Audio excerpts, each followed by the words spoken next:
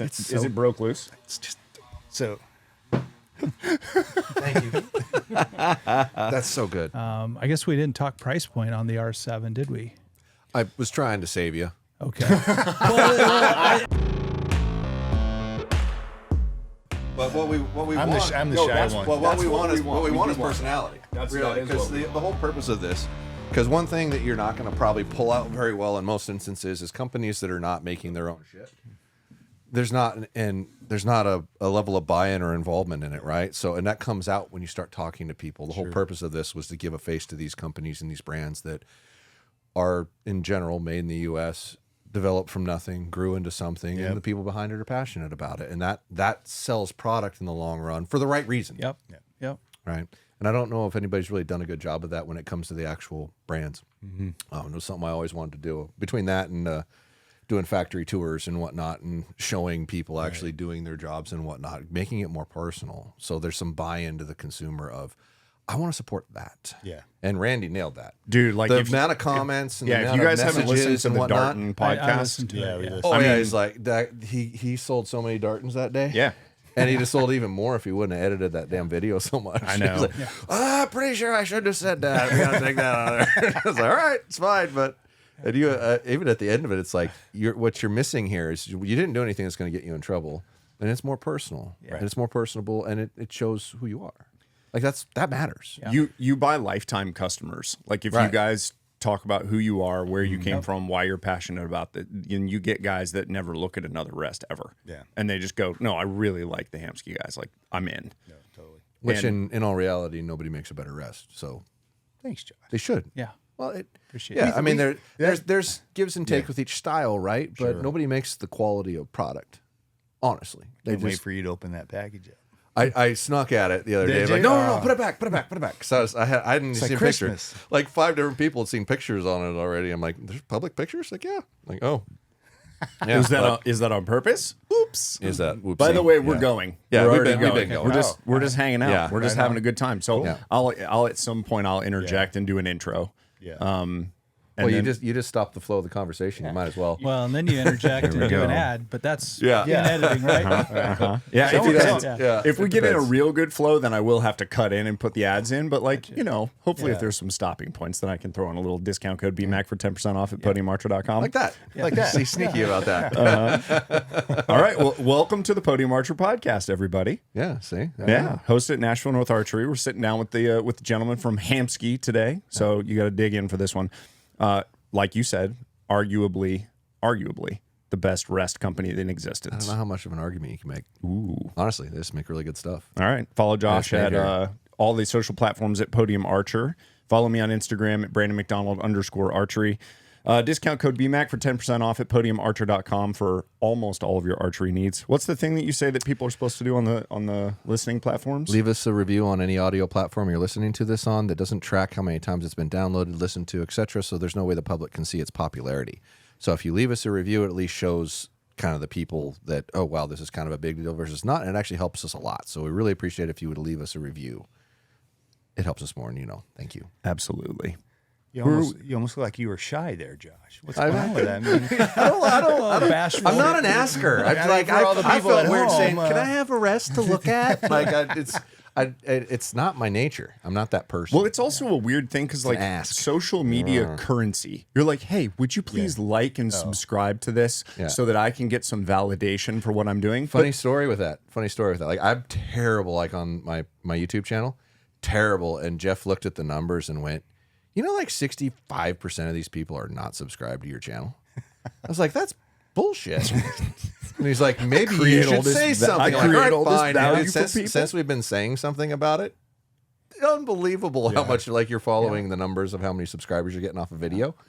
It's like 10-fold, 20-fold of what it was just because you said something. Yeah. But I'm still like awkward with asking. It feels weird, But you're not trying to do that to drive social currency. You're trying to do it because you feel like what you're offering people, archery education, is valuable. And you go, no, I want you to listen to this because I think it's valuable. No, I'm very aware and I'm that taking a lot of my time to do this. Please listen and subscribing to the channel helps the algorithm push it out to more people. Yeah, that's just the reality. If you don't play the game, you're not. There's a good chance that bad information is more likely to run into their hands than good information. Well, I don't think people realize how much effort goes into actually putting these together. It's with a lot. all the editing and the coordination and different schedules and I mean, making it happen. It's, you know, so to ask somebody to, hey, just follow us. Just push a button, man. That's it. Yeah, that's all you Easy. got to do. Yeah. Hey, Yeah. Simple. Super appreciate it.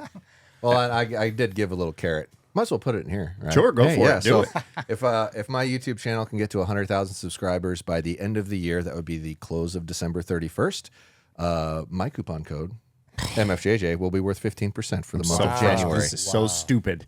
Discount code BMAC. Listen, He's gonna BMAC edit for that life. out. No. I'm obviously not going to. No, it all works hand in hand. Because what I wanted, and the reason, like you asked, what I'm doing here. So I wanted there to be a premier shop in Nashville, which is my home market. I'm a real estate guy. That's what I do. And so when the opportunity came up for there to be something that I was like, oh, this is a place I can go drive to anytime I want to and get all the things. That's good for archery culture in the entire Southeast. And that's what we needed. And so I was like, all right, let's dig in and make this shit happen. Yeah. So folks that don't know, these guys, wherever the cameras are, you guys are like half hour outside of Nashville.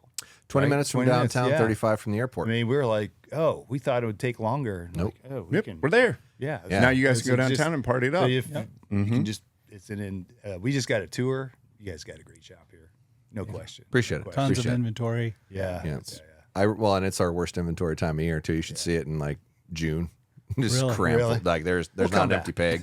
There's not an empty peg. There's piles of stuff in the back, but it's working. I didn't see hardly any Yeah, empty pigs. yeah. And There's- bow-wise, maybe there's more than some there of the should be. accessories, Yeah. maybe. But yeah, because I mean everything that you see out on the wall, there's usually a back stock. Anything that's significantly popular, there's a back stock. Hamskea rest littering the floor in the back, Yeah. just everywhere. Yeah, and then these buggers had to come out with a new rest, so now I have old crap on my wall. Dun, dun, dun, dun. It may or may not be on an incredible sale right now at podiumarcher.com. Discount code BMAC for 10% off. See, I'm just going to keep doing it. All right, who do we have here? We have some gentlemen from Hamskea. Why don't you introduce yourself, fellas? Yeah, and then so introduce yourselves, and then let's kind of go into the backstory of how y'all got started with Hamskea. And like we said, take your time. Like this is the part where people really want to know how do you start something like Hamskea? Oh, that's a great question. I hope you have enough time. We do. Whose idea was the name would probably be first off after you let's introduce introduce yourself. yourself. Don't jump ahead. The conversations are just so great. We're running into it, right? We're so rich with content. So I'm Andrew Munsell, co-owner Hamskea. Skeeter. You're Skeeter. We'll get into the name and all that. My nickname's Skeeter. right. We'll tell you Yeah. why that matters. And my name's Sean Greathouse. I'm one of the co-owners, and my nickname's Easy. So Yeah. Okay. yeah. Back to me in the studio. I do what I'm responsible for at Hamskea is I do all the IP and the design, and that's kind of where my sweet spot is. So Got it. all those things. And I was more of the operations guy. Yeah, that's how we had to split the baby up when we decided to start this thing, and just go with our tendencies and our strengths. Yep, the right butts in the right seats. That's right. That's a Yep. big deal. So that's who we are. That's how we got here. And Well, Well, yeah. Now give us, Yeah, now why, give us more. why did you that's the end start of the podcast. Why did you? I'm not even going to talk about the rest. Oh yeah, and they got a new rest. Bye. yeah, see ya. Peace out. Why did you start Hamskea? so You take this. all right. Well, I'll And that embellish. name. so archery, How that name? archery has been our passion. I mean, you don't get into this and start forming an accessory company without it being a passion. And it's so cliche, right? We bow hunt. I was big into the tournament archery. That's how I met Skeeter. We were local 3D shoots, etc. And then we found ourselves one day in the local archery shop for a couple of hours, just really when just we first chatting like met, you guys did. just got to know each other. Yeah.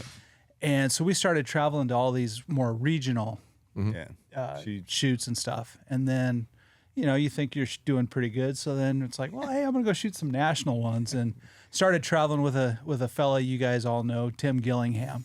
The Hammer. The Hammer. and Tim and I were at a tournament, one of the ASA shoots, and he had an equipment failure. And it turned out it was an arrow rest that failed. And we're sitting in the hotel room, and he was in the lead, and he didn't end up winning because of the equipment failure. He's QAD, throwing you stuff sons around. of bitches. Well, no, Just kidding. I'm just kidding. I know no, this was back in the day. I'm just kidding. Yeah, but he's throwing stuff around and he's upset and he's like, Great House, we should just start our own, build our own damn arrow rest or something like to that effect. And I'm like, and I at the time was a self-employed. I owned a fence contracting company in northern Colorado, and I was kind of burned out and I was tired. I was ready for a change. So I looked at him. I said, "Let's do it." And he looks back over at me. He goes, "Serious?" I go, "Yeah." He goes, "Okay."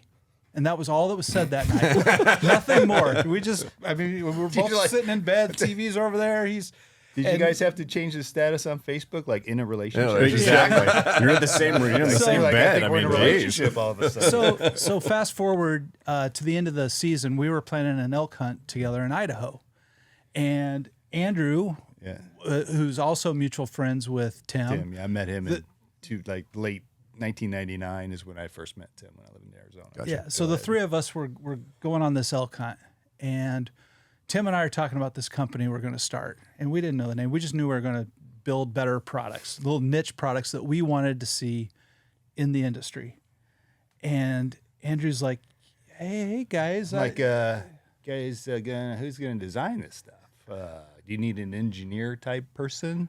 Tim's like, well, I've had a guy working on drawings. I'm like, well, how long? Well, it's been about 3 years. I'm like, oh, okay. Yeah, he's doing a great job. Moving right along. Bang up job, buddy. That clip you're keeping up with, wow, that's impressive. So then I'm like, y'all need an engineer?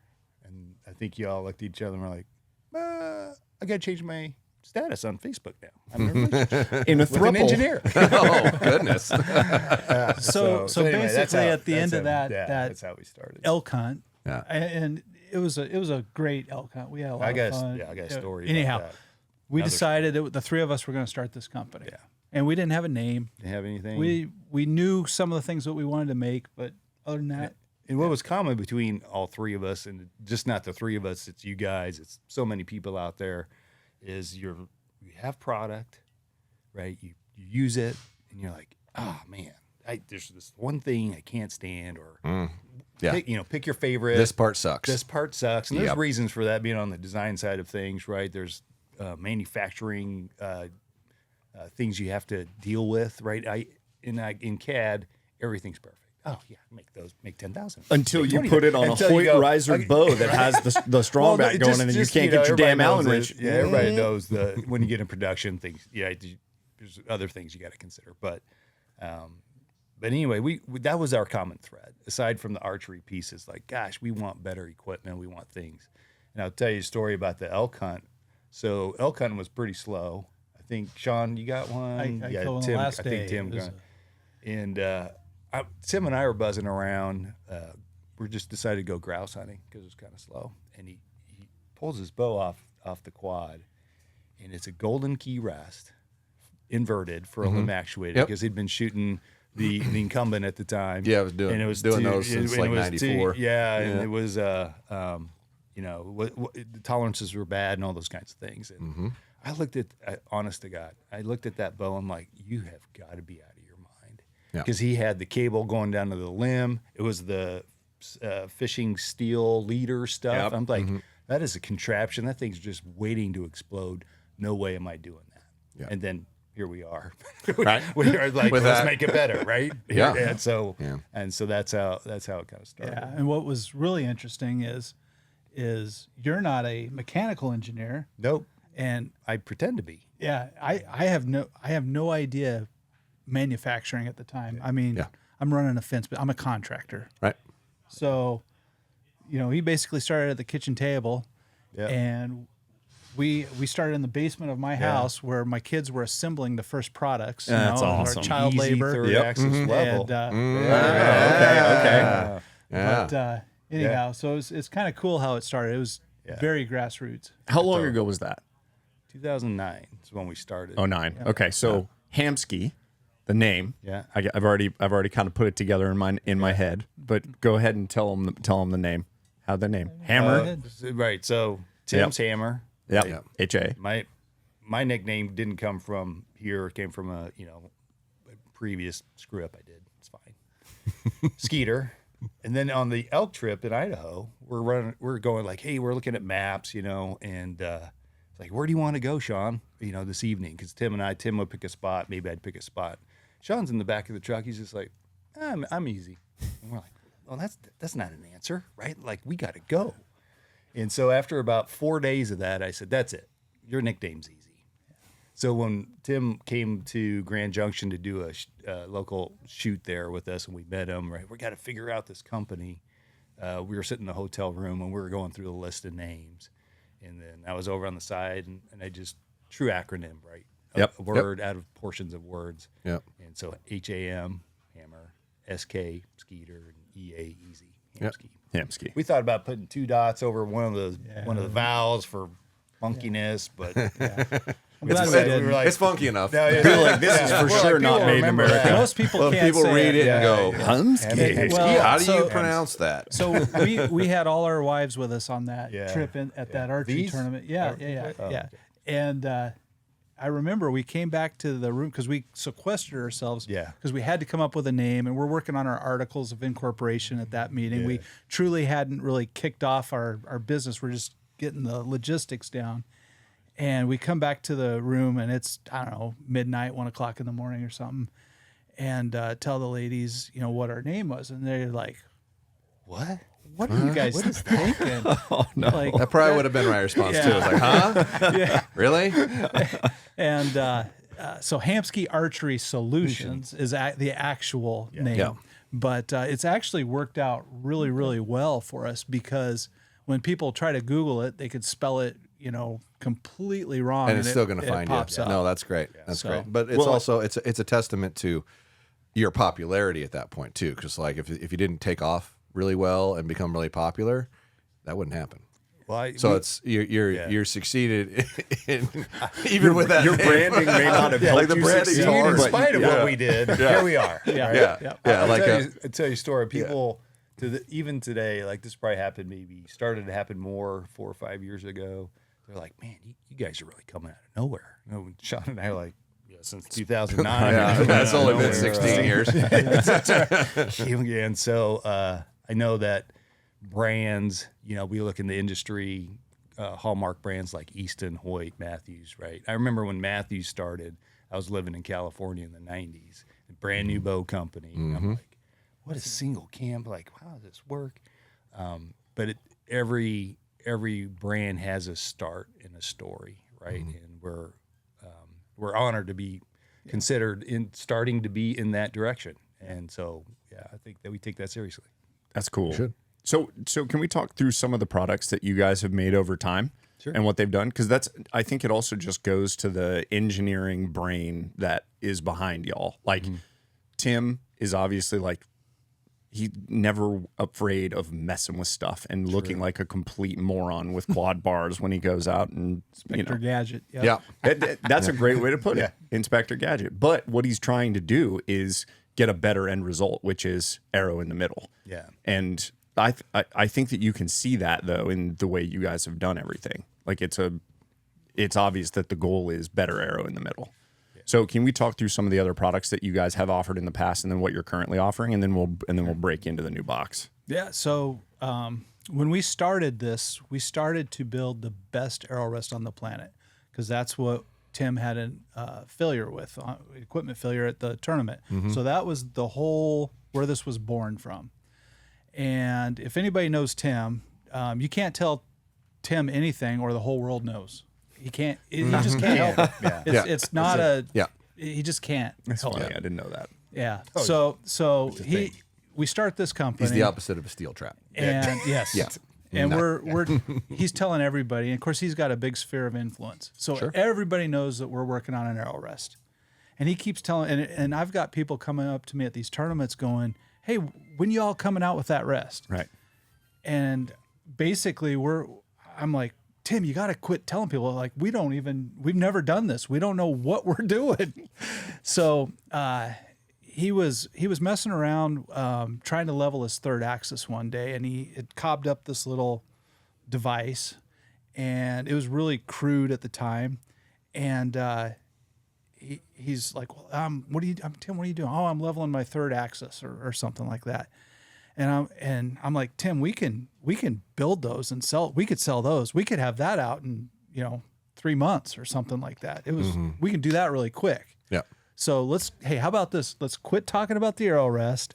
Let's do this. And at the time, third axis was pretty ununderstood. Yep. It wasn't well known. And it's Yes, still a small percentage of people understood that it's really important and very Right. relevant. And still to and then this day- 95% of people were like, meh?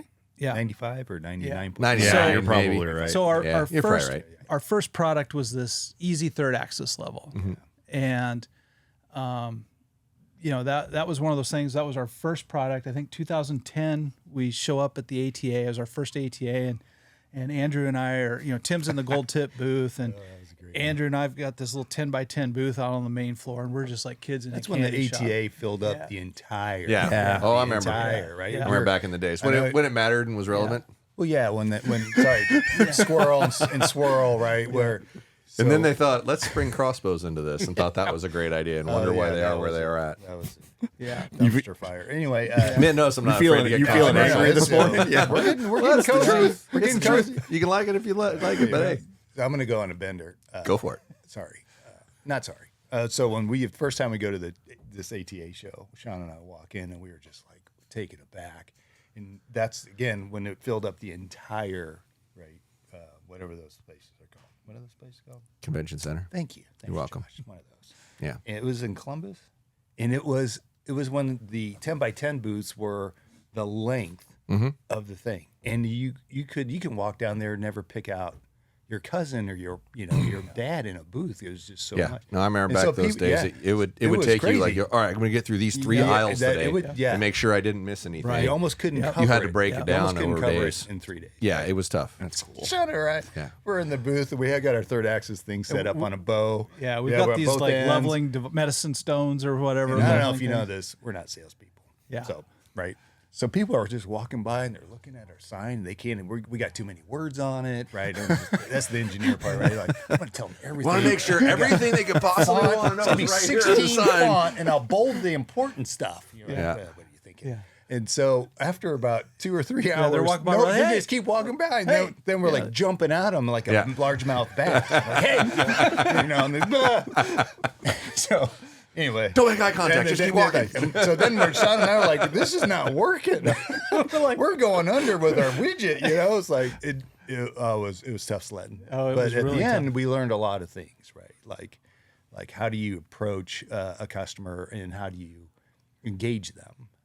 And we just take all those lessons learned, especially that one.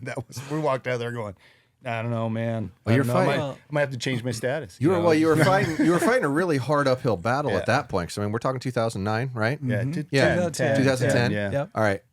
Educating the customer hadn't really happened for the most part in the majority of everything. So the majority of people that come up to your booth, like are shop owners, and you have to teach them that this is important. Here's a solution for a problem you didn't know you had. Well, Yeah. and they're supposed to be the experts. So all these so pro we shop owners are finally the started experts. saying, "Hey, what does third axis mean to you?" That's how you sort of rein them in. And then they're supposed to be the experts, and most of them had no clue. Yeah, isn't that China? And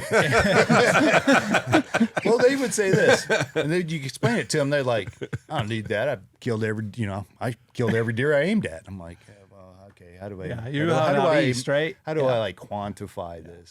So back to Brendan's question. We got third axis level, a couple of those. yeah, there for a short time we did some release aids. Yeah. Okay, I was wondering about that. Yeah. So we teamed up. So this is another kind of one of those stories. We're early into the business and we're product poor at the time. We've got this accessory company. We don't have any accessories One yet. accessory.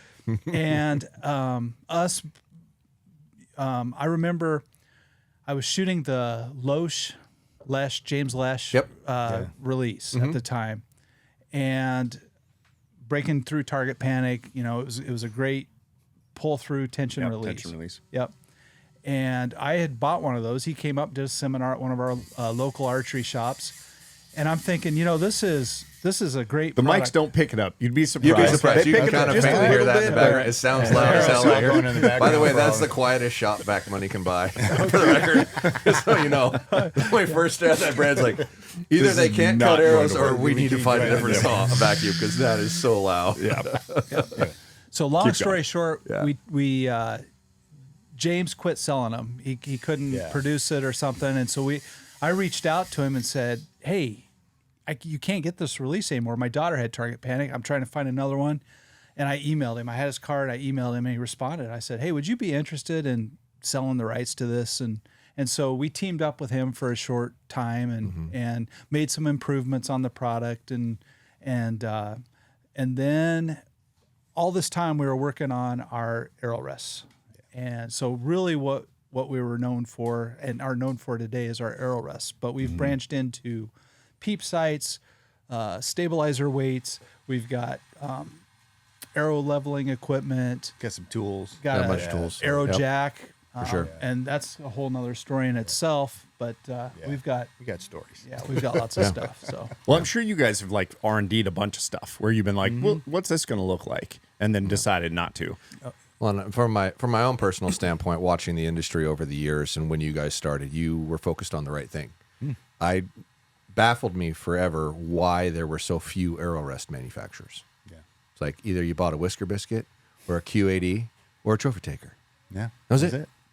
That was it. There were not other options. I mean, they exist. Ripcord kind of came in there. kind of came in for a little bit. Yeah. Yeah, and then and Vapor Trail's always kind of been around. Yep. Right, but they were small players in the pond. And you're looking at that and going, you're telling me you can't look at those 3 different products and improve that drastically? Yeah. Like, because there's some very crude things here. Like, no offense to, Trophy Taker. I mean, that started in my Outdoor Sportsman. Yeah. Dan worked for my dad. Oh, nice. And we're converting Gold Key Futuras in that late 90s, early 90s. Yep. And then when he got his degree from Eastern in engineering, he came out with a Trophy Taker, I think in like 1997, 1998. And it was very crude.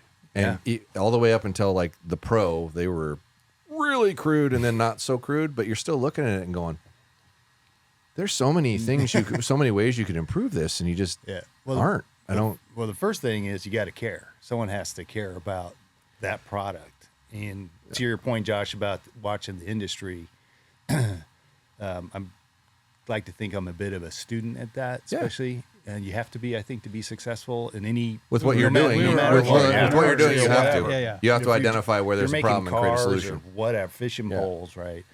But what I saw also was bow manufacturers. Matthews did this, right? They did an OEM, but they branded it. It wasn't even like a company that specialized in that accessory that the OEM. They had someone make one, and it was, again, if you don't care about it 100%, like that's your lane. You know this about with your shop, right? If you decide to diversify, and that's something every company needs to take seriously. You're going to dilute your resources for the thing you should probably not take your eye off of. Correct. Whether it's if you're making bows, you make bows, right? And so Matthews did that for a while, and then they decided not to. Right. They are like, I'm speculating. I don't have inside baseball, but they went back to, okay, let's just not. We're going to team. You saw them team with accessory companies. You saw them laser focus on what they do best, which is make bows. Yep. And that's what we do. We laser focus on our accessories, and the rest is our premier accessory. So, and I would argue that our Peeps really have. Yeah, that's Keep talking. I'm going to check. Yep. I think That's good. That one's good. the Peeps are the main focus, or not the main focus, but a large. I would argue that they're the best in the industry, no question. Oh, yeah, I wide truly baffle. believe that. That's fair. In my heart. I think that's a fair statement to make. Yeah. Yeah. So. I'm not sure who you could say makes a better one. Honestly, I don't even know. I And don't even know we're who not you'd really saying that- argue it with. Yeah, we're honestly. not saying that just to pump our chest. It's vindication when you say, yeah, you think that too. Yeah, Someone I comes up don't to us know. at an ASA and goes, man, this thing's awesome. You're like, well, we think that, but it's awesome to hear you say that because you're, to your point, the conversation we had earlier, right? The customer is the ultimate grader of your product. Correct. That's it. doesn't matter what I Doesn't matter how great you think it is. I don't care how great I think it is. Yeah. Right? They have to get it. People, we're all consumers. We all vote with our pocketbook. And if they're buying it, that means they like it. Right? And they might buy it, try it once. And if it's not good, they won't buy it again. And you'll see that. So Can I tell the story about the Peep that I have? Yeah, the go for Hamskea Peep. All right. Yeah. So when you guys launched the new one, the big monster guy, the variable aperture. Probably not the verbiage they'd prefer. The big monster one. perhaps, Brandon, you can That giant heavy temper thing. that with maybe I didn't say heavy. Yeah, I didn't say bloated. heavy. Sorry, I I did just that. said big. And listen, and big is debatably Full- good. how about It depends on what we're talking about. full-figured, Full-figured Peep. maybe something like I that. like that. I like that. That So is better. I want to test it out. So I throw it in my string and I go back to the back and I draw the bow and I shoot. And there's some slippage that occurred with the Peep because I do what I always do and I don't tie it in because that's what I do. Watch the reaction.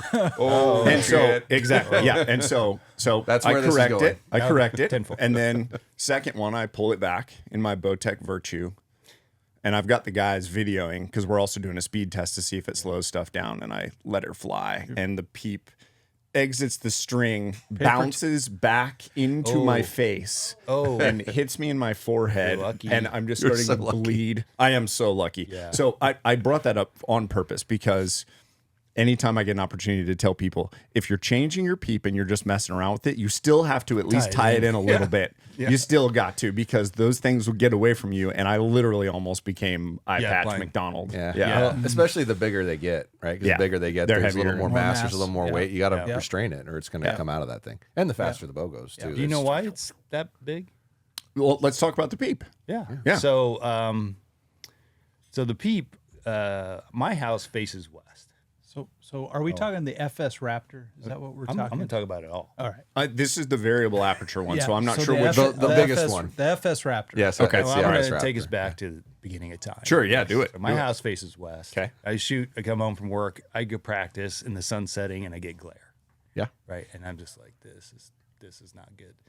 So talk to some people I know, and they're like, yeah, they build telescopes for outer space, right? Smart people. And they're like, well, put these baffles in there. I'm like, that's a good idea. So that's where that's where that came. okay. That's where the Right, Raptor 'cause design. That's shooting cool. west, getting glare in my Peep. Yep. I'm like, got to fix it. So when we go into we released the Insight, I think in 2017, I think is when we did that, right? That was the game changer, variable apertures, and it was the Verifier, clears up your target. Or, sorry, clarifier. clarifiers. Clarifier. Yeah. Clears up your target. And then the Verifier is the one we're talking about, the FS Raptor Peep, for farsighted, right? So when you, it's a hunting Peep, it's really made for that application. And if you look at the mill standard for the human eyeball, did you guys know there's a mill standard for the human eyeball? No, is there? I mean, that yeah. doesn't surprise Oh, me yeah. actually at all. Military's got one for your Yeah. head. Yep. Not surprised. Leave it at that. So then the human eye can dilate to about 730 seconds, wide open, right? So if you want all the light your pupil can take in, you have to have an aperture that big. That's fascinating. Okay. Okay. That's So fascinating. that's where that all comes from. Yeah. So when you start to go, okay, I need my largest aperture needs to be that big, right? Or maybe a little bit bigger because you want to set it right. Then you go, okay, I got to start building it out. And that largest pupil diameter is what sets the size of the peep. Got it. Fascinating. Can you talk a little bit about verifier and clarifier? Because I think this is another thing where if people don't I screwed it understand up. that this is, yeah, but I think if people don't understand that this is a thing that there's people that don't know this exists and they're trying to shoot with glasses on and figure that all up. So give people the rundown Sure. of that. So the clarifier is more for the target-minded folks that are shooting a magnification on their front scope or sight, and basically with any magnification, you need two lenses in order to clear up that magnification or that diopter. So, for example, if you have a front sight that everybody's calling a 4 power, that's like a 0.5 diopter. Okay, use fence guy terms for me. Okay. Just So- go back to the Big contractor crayons, days. Okay. bright Diopter. colors. Yeah. So just think if everybody's calling it, let's say a 4 power or a 5 power, the actual power of scope, depending on where that scope is, you know, how far out away from the eye, it's like taking a magnifying glass. You can get something super focused here, but as you pull that Perfect in example. and out, it gets blurry. Yep. Right. So to clear up that target or that whatever it is you're viewing, you have to add another piece of glass at a fixed distance in order to clear that object up. And so when you draw the bow back and your peeps, you know, let's say 30 inches from the eye, there's different clarifiers that will help clear up that power of glass that you're using on the front. Yep. Got it. Okay. So verifiers, it's a little bit different. It's now I'm getting to the age where I need Yep. readers. Yep. Okay. So I can see pretty clearly right here. I don't need readers, you know, if I hold my book out here. Some people need readers if they hold them. That's here. about where I'm at. Okay. Just like So they need a piece of glass that will clear up the pins. Okay. And so that's what a verifier does, is it clears up the pins and allows you to hunt. The problem with a verifier is it will slightly make the object that you're aiming at a little bit distorted or blurry. So Yep. there's no perfect scenario. However, if you want to hunt, if you can't see your pins, you don't know where your pins are, that's a problem. Right. If it's that Gotta bad. have it. Yeah. Yeah. But you guys sell, basically it's like a kit that comes with different options that people can buy and literally untwist the Peep and then pop in different types of verifiers inside of this thing. It's Correct. obviously, stop me if I'm wrong. No. But Right. I know that you did because I bought the kit. And then basically you can test this stuff at your house by yourself. And it's, you know, it's a relatively expensive kit, but like for what it is and the variability that it offers. The other thing it will do is open or close the aperture. Yeah. So as you buy a different scope, if you want to, or if you just want to try, like, hey, do I like this sight picture better? You can change the aperture on the Peep. It's brilliant. It's really smart for sure. That's yeah, correct. we again, everything we do, we fail at multiple times before we get it to a place where we're comfortable putting it out there. oh, for sure. And so the FS Raptor we're talking about leverages all the scar tissues, I like to say, from the Insight Peep and the things we've done in the past. And yeah, so that's means a lot. Yeah. It really does. Because we like, again, right? We think like, that's it. We survey the market. You know, I don't know if you had a chance to experience the case and the tweezers and all that, all those accoutrements, really well done. right? Is like, I hate when we came out with Insight Peep. I'm like, oh, it's a great little package. And then I started, you know, I'd run into them on the line. They pull out their kit and they're like, I have a hard time getting the thing out. And it looks like someone took a crap on it and smeared it around. Right? I'm like, my lenses deserve better than that. Yeah. And so we always try to do a little bit Probably one of the better compliments I could give you on the Peep. You guys sent me one when it came out, and I avoided making the video because whenever I'm making a video on something, I was like, well, I have to have some reason to be excited, right? Or it's going to be dull. It's not going to be enjoyable, right? And I looked at that thing and went, this is stupid. Just being honest. Right. I set it aside, and then I finally, Jeff's like, well, what do we got to make today? I'm like, well, that thing's been sitting here. It's going to be, I gotta make the video on it. And from the time I started it till the time I finished it, I went from this is stupid to this might be the coolest thing I've ever seen. Not exaggerating. It really did, from how it went together, how the things functioned, how simplistic it was yet effective. It literally, and if you watch that, you can probably follow that. Like my energy, you can track your my emotions energy at the through the beginning was just kind of like, oh God, I have to do this. So I really do. on How, this dog well, it's one of turd. those things where you're like, okay, this needs to be like at least 8 minutes long to have like a context to it and some kind of a level to it. And I have to figure out how to be excited about this for 8 whole minutes.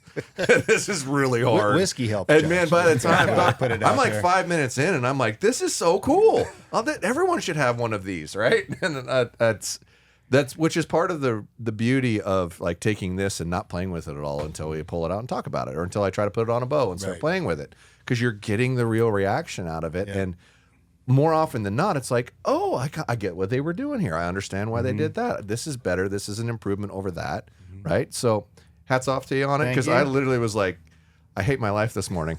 Like I really do. I'm like, I am not going to be able to make this cool or exciting. Josh, it's like, we bring sunshine you're to people. Right? fucking ray of sunshine, buddy.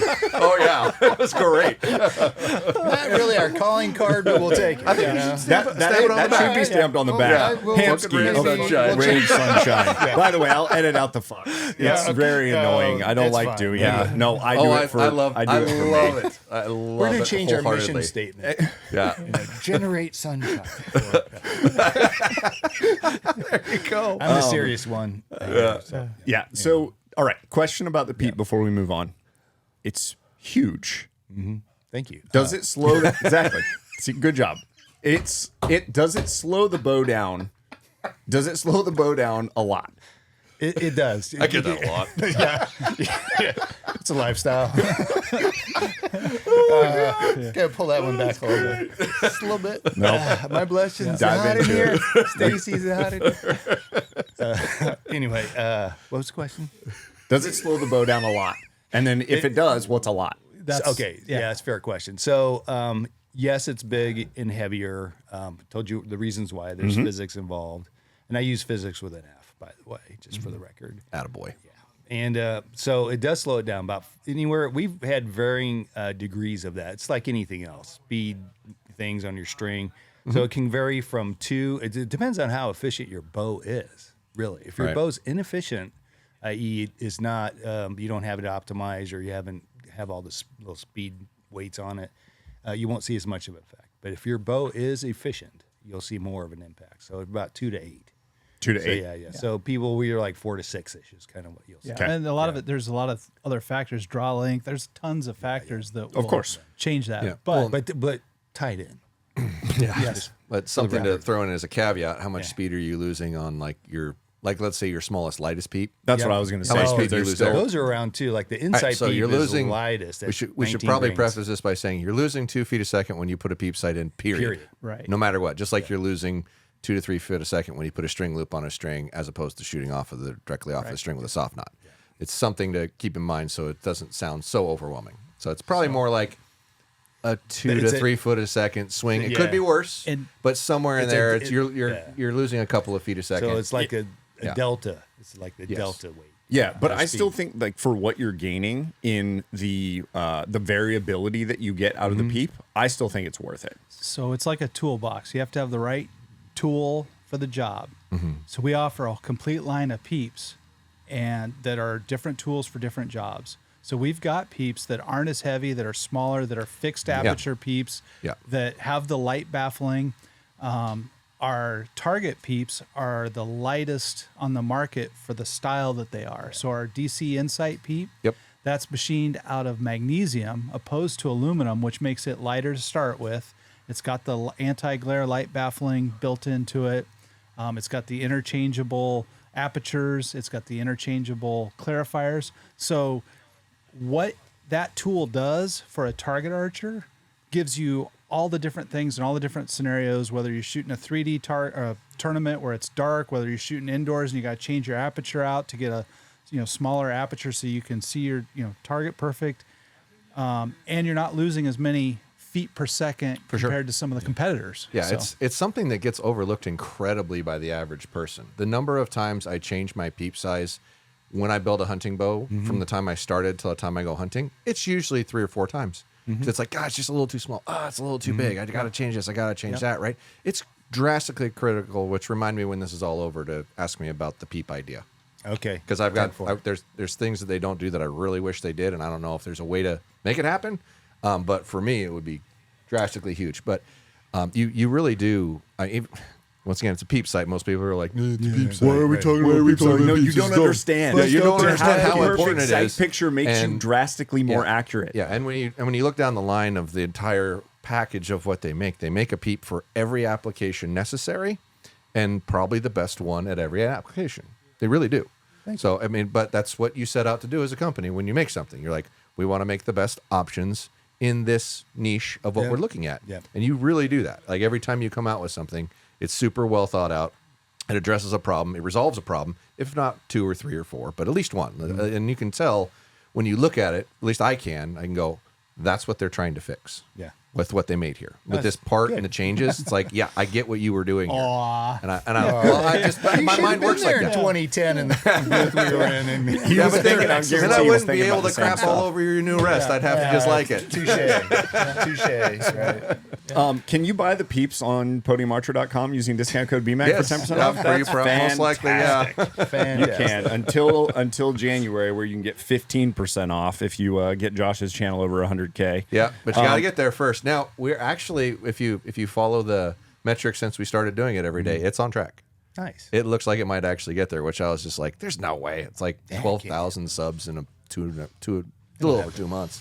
Which is bonkers. It is pretty bonkers. But if you put enough of a carrot out there, you might get enough of a response, and you keep asking for it. And the little funny thing, we put out a video of an interview with Grim Reaper, and we didn't have the same response. And I texted Jeff. I was like, hey, did you put that plug in there? He's like, no. I'm like, guarantee you that's why. Like, it went on like a couple of subs as opposed to 50 to 100 from a video. And some of them, you're getting up to 300 subs out of a video just because you said something. It's amazing. And dude, for 4 years, I don't think I've ever said it. I mean, like, Tim does tons like of I'm stuff selling. He does lots of stuff on social media. Are you guys on socials at all? Some. A little bit, that's but that's our not game. like him. No, not like no. Okay. Yeah, we, well, I would say we have grown our brand. Hamskea's our brand. We are owners.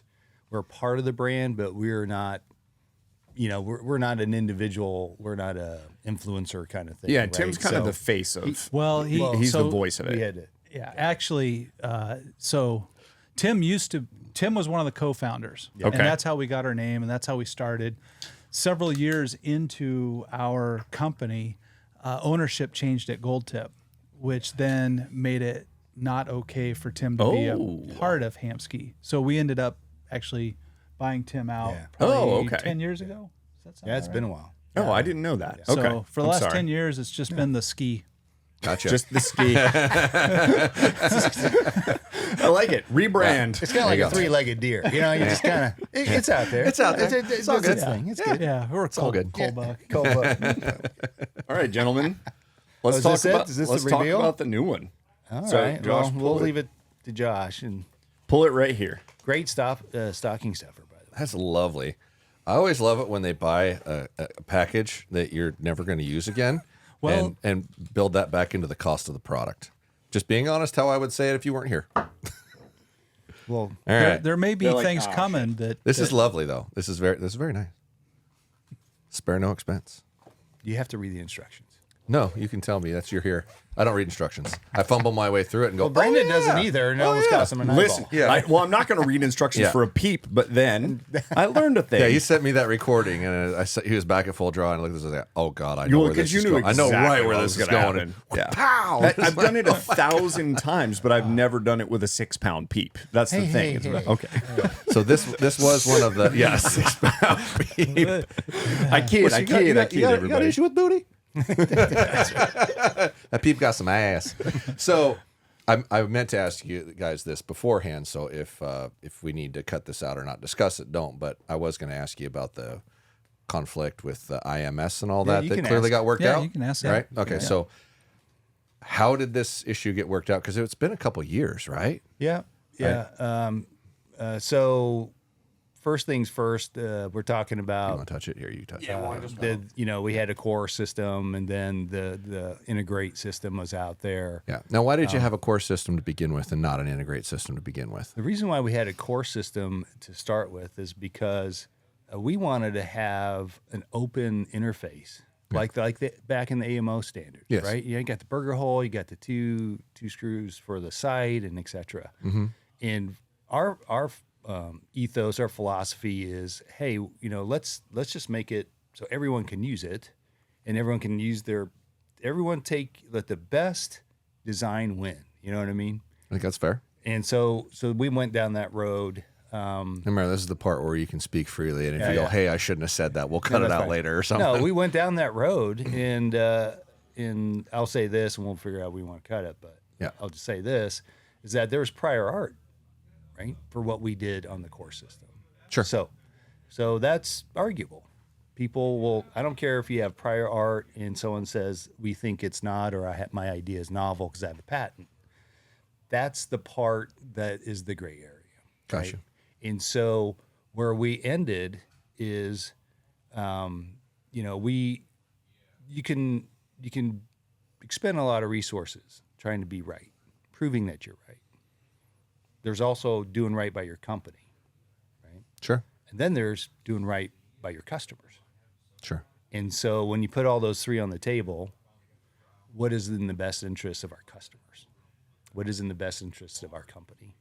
And then the last, right? Everyone likes to prioritize the first one. I'm right, and you know, damn the torpedoes.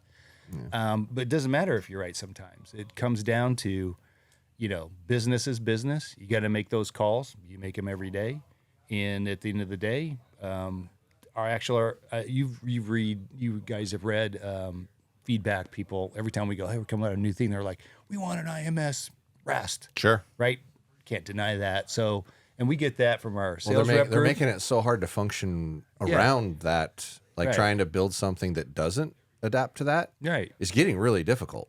Like with some of the brands, especially, it's like I can't even fit my rest in here without hooking onto that Totally. in some way or another. And then even further, some of the IMSs don't even fit on Right. like Matthews, certain Matthews.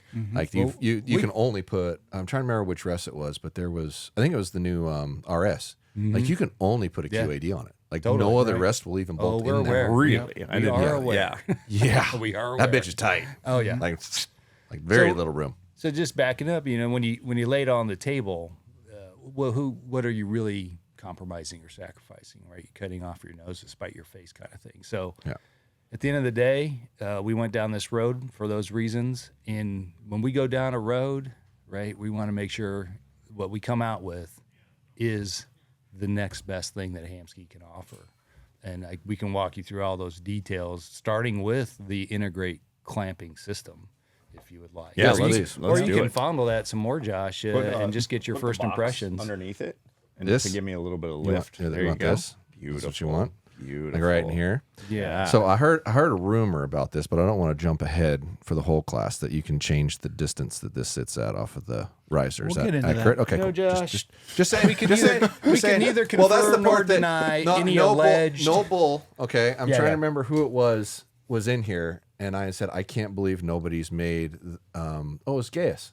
Yep. It's like I No, can't Gaius. believe no one's made an IMS that fall away style rest that can actually effectively be torque tuned.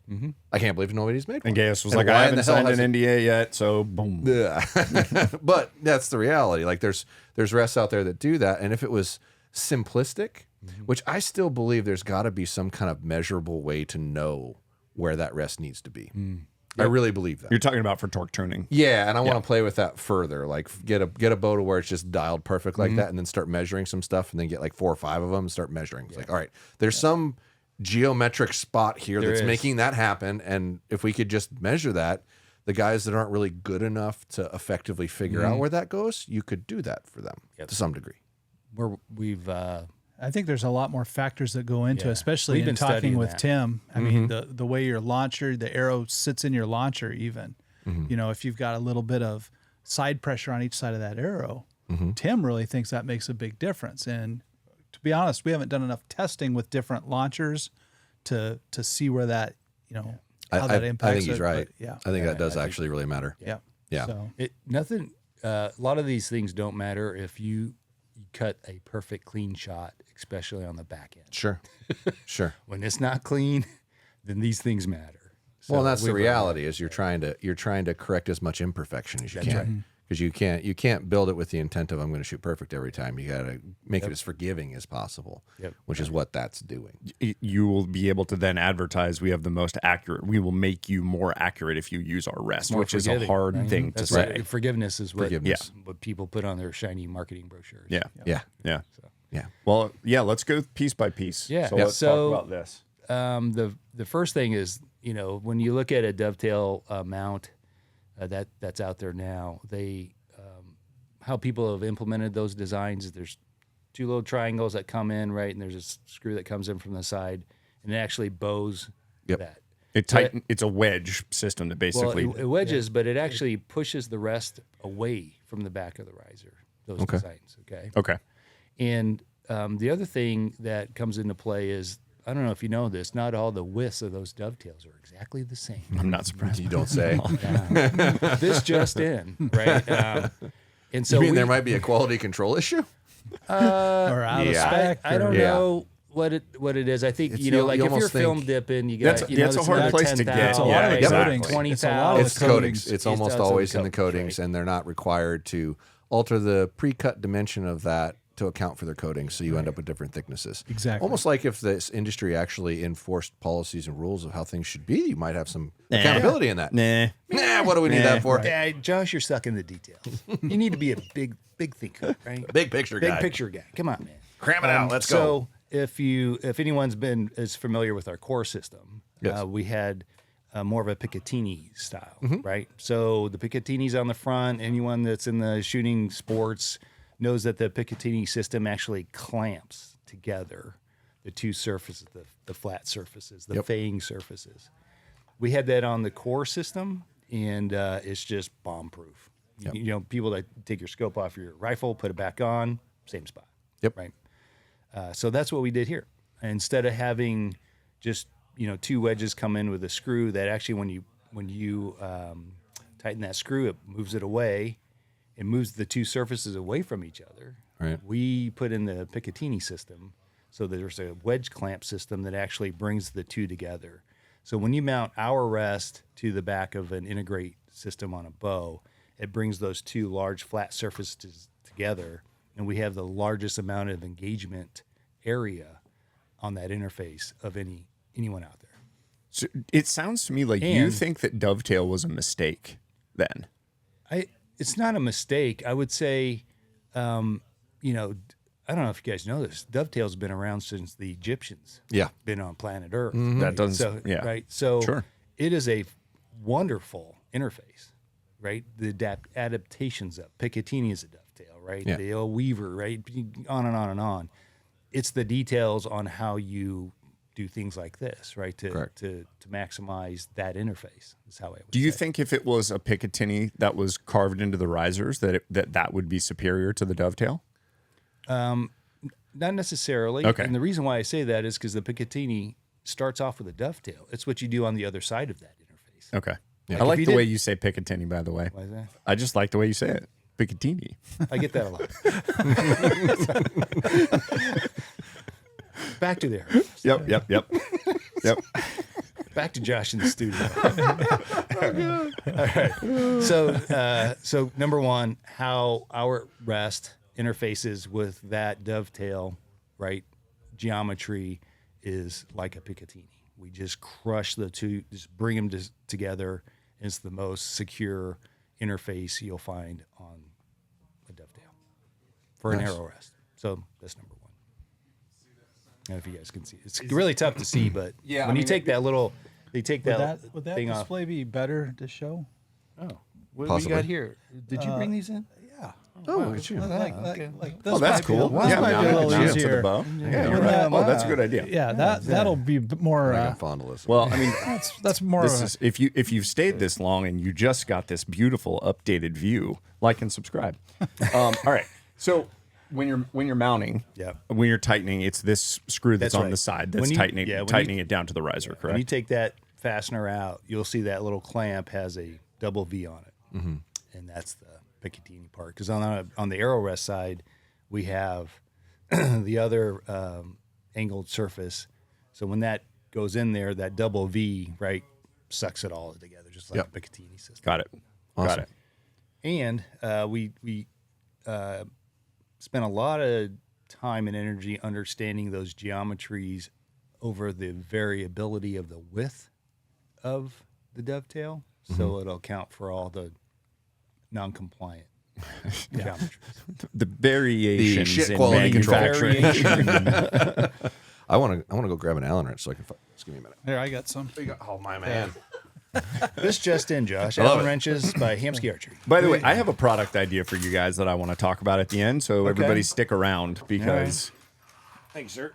I think we might have a product revelation that could just change the Hamskea brand forever.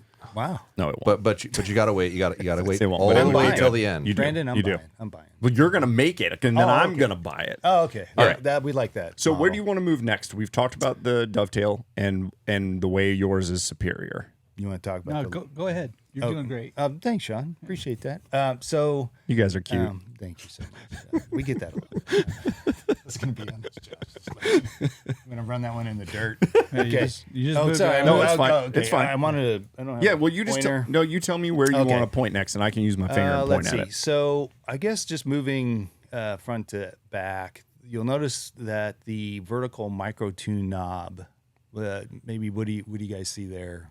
This is the vertical Yeah, micro no, tune. no, no, on top. the top. You mean yeah. the Alright, U that's with the big U, arrow the U with the across? one that- yeah, that pointing would to make it the go turn up it or this down. way so it goes down. up. Yep.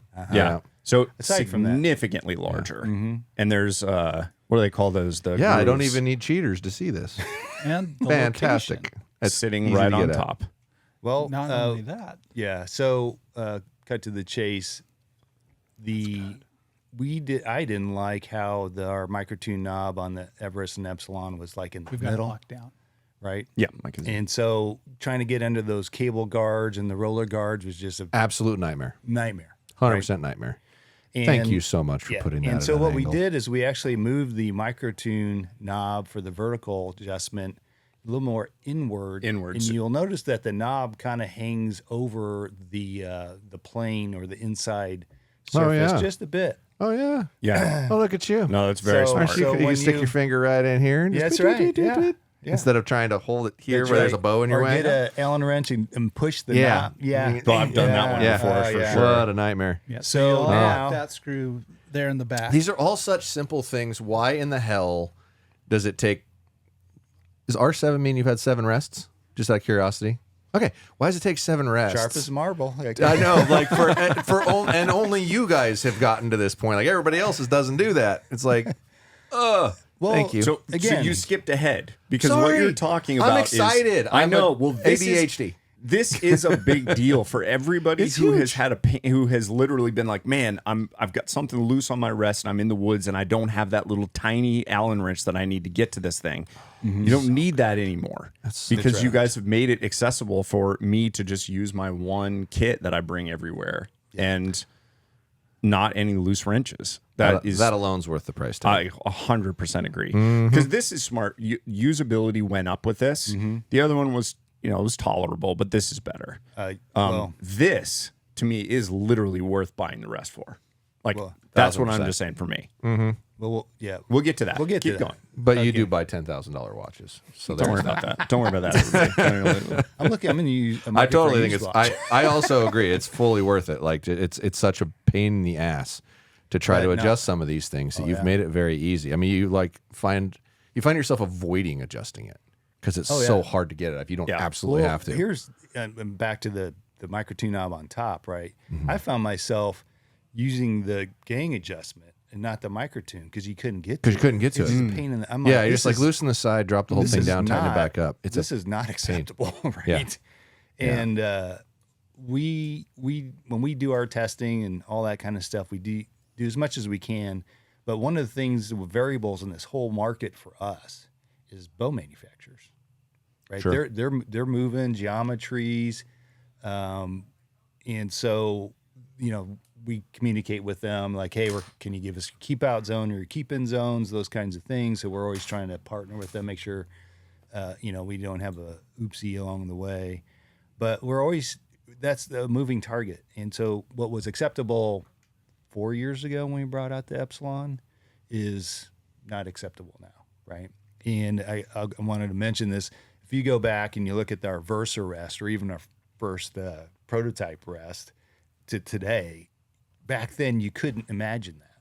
You have to. It's a progression. No, for it's sure. Like it's what you learn along the way as the industry changes and tax as well. This whole inline thing became a thing, right?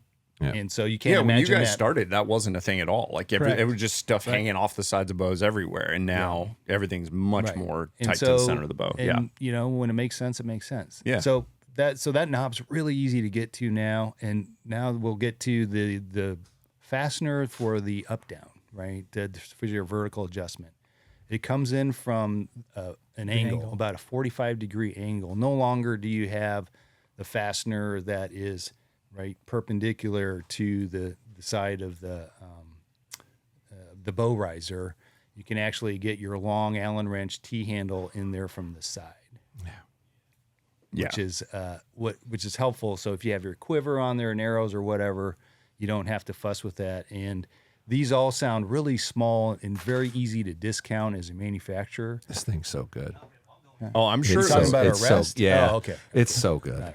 Keep going. Like it really is. I'm literally not listening at all. I'm I just can fucking tell with you're it. just- Sorry, I'm completely disengaged. Josh is This is geeking like out my over new it. fidget spinner. Like I'm just playing with every little part. I appreciate how engaged you are listening Sorry. to them. Yeah. No. Josh, we'll be over here. We'll be in the you studio. keep chatting. I'm out. Okay. Yeah. 10-4. I'm just sitting here fiddling. Yeah. So that we so brought good. that fastener in from the Re-engaging, side sorry. because we had people that go, I have Allen wrenches in my quiver.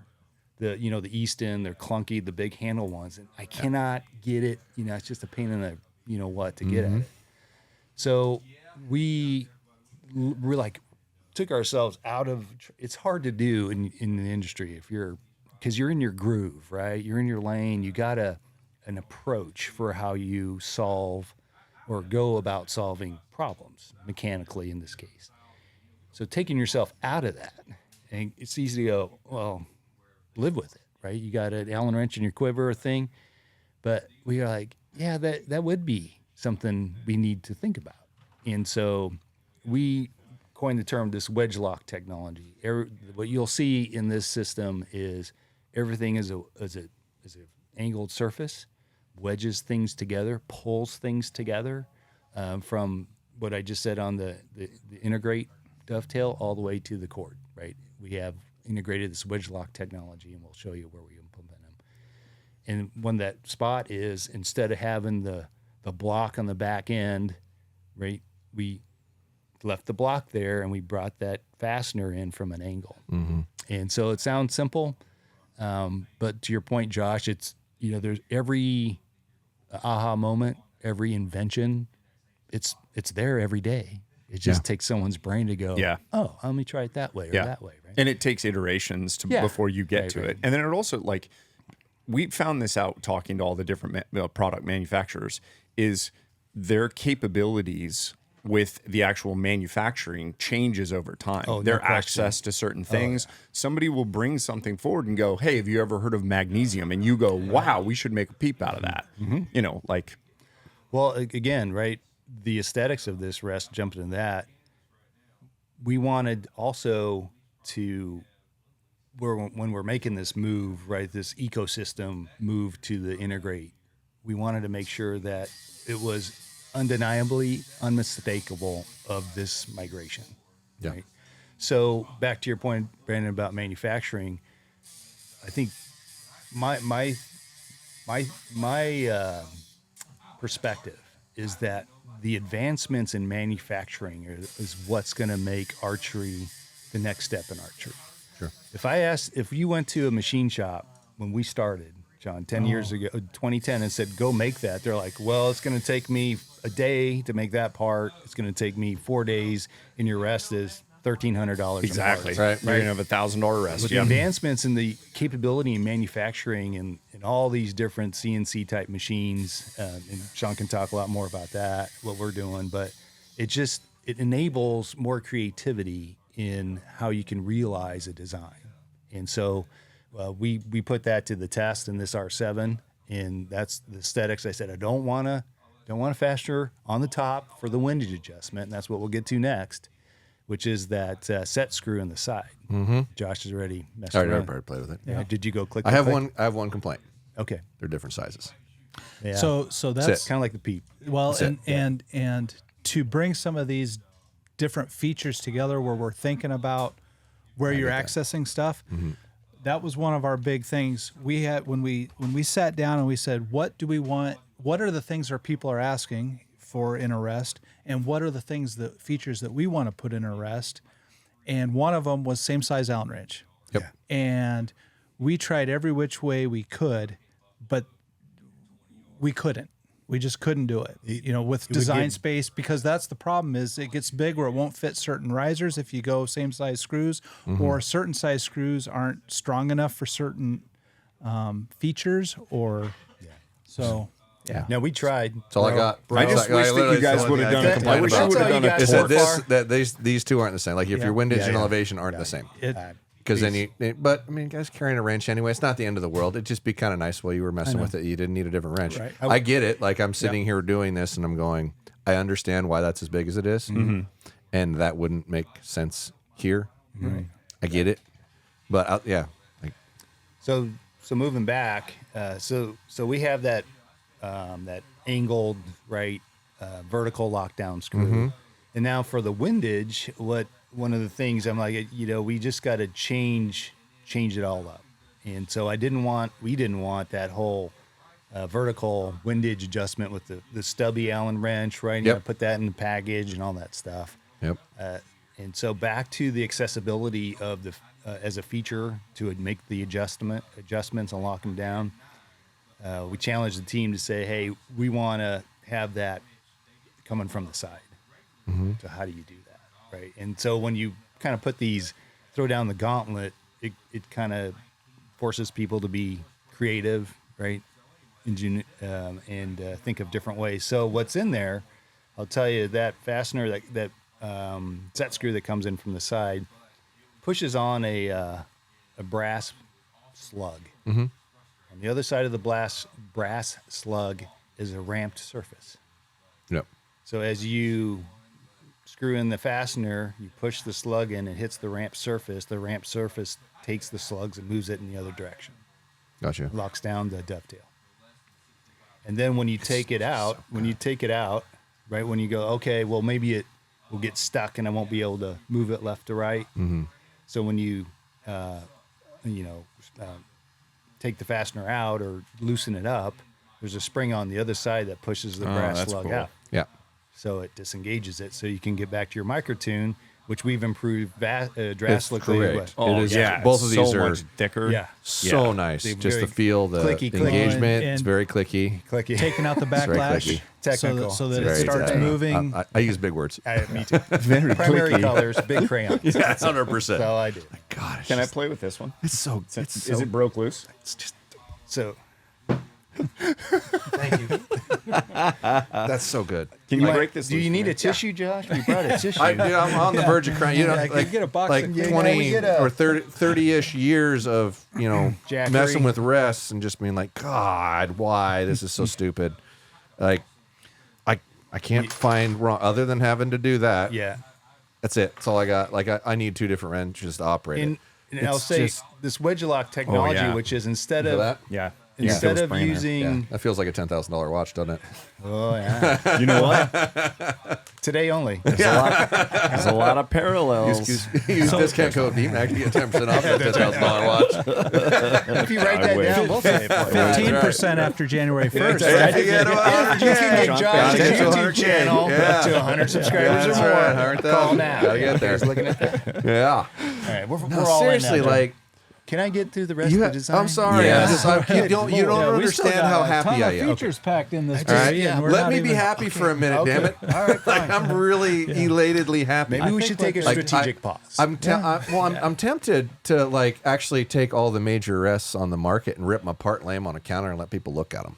Because what you're missing and what most people are missing is what's inside of it, which is what I've you always can't see the guts. Because I'm the one who sees the broken ones, right? And I've seen the broken ones my entire life. Yep. And when you came out with your first verse rest, it's like, okay, you looked at a Platinum Premier and made the best possible Platinum Premier you could make regardless of cost. That's what you did. And made it limb driven or spring tension, your choice. stuff and things. And it just went, okay, now this is ridiculously big and heavy.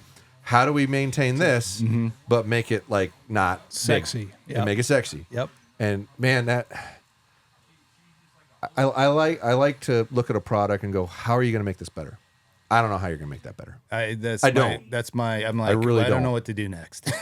I really don't, because you've addressed every issue that anyone's Well, ever it sounds like really there's one we had. left on the table. Well, yeah, simple, but I get why you can't. Yeah. It's not the Yeah, end of the yeah, world. So sorry, and you're doing a really great technical explanation, all this hootenannies, and I'm just like, this shit's awesome. Well, now you Like, just it have to. Now you really just have to is. work on getting it cheaper. That's it. You just keep doing this, but you just figure out how to make it cheaper and cheaper and cheaper, and then you figure out how to get rid of this bullshit thing. But we'll get there. We'll get there. Keep going. All right, somebody's going to be critical. I like I it. think Brandon got some on me.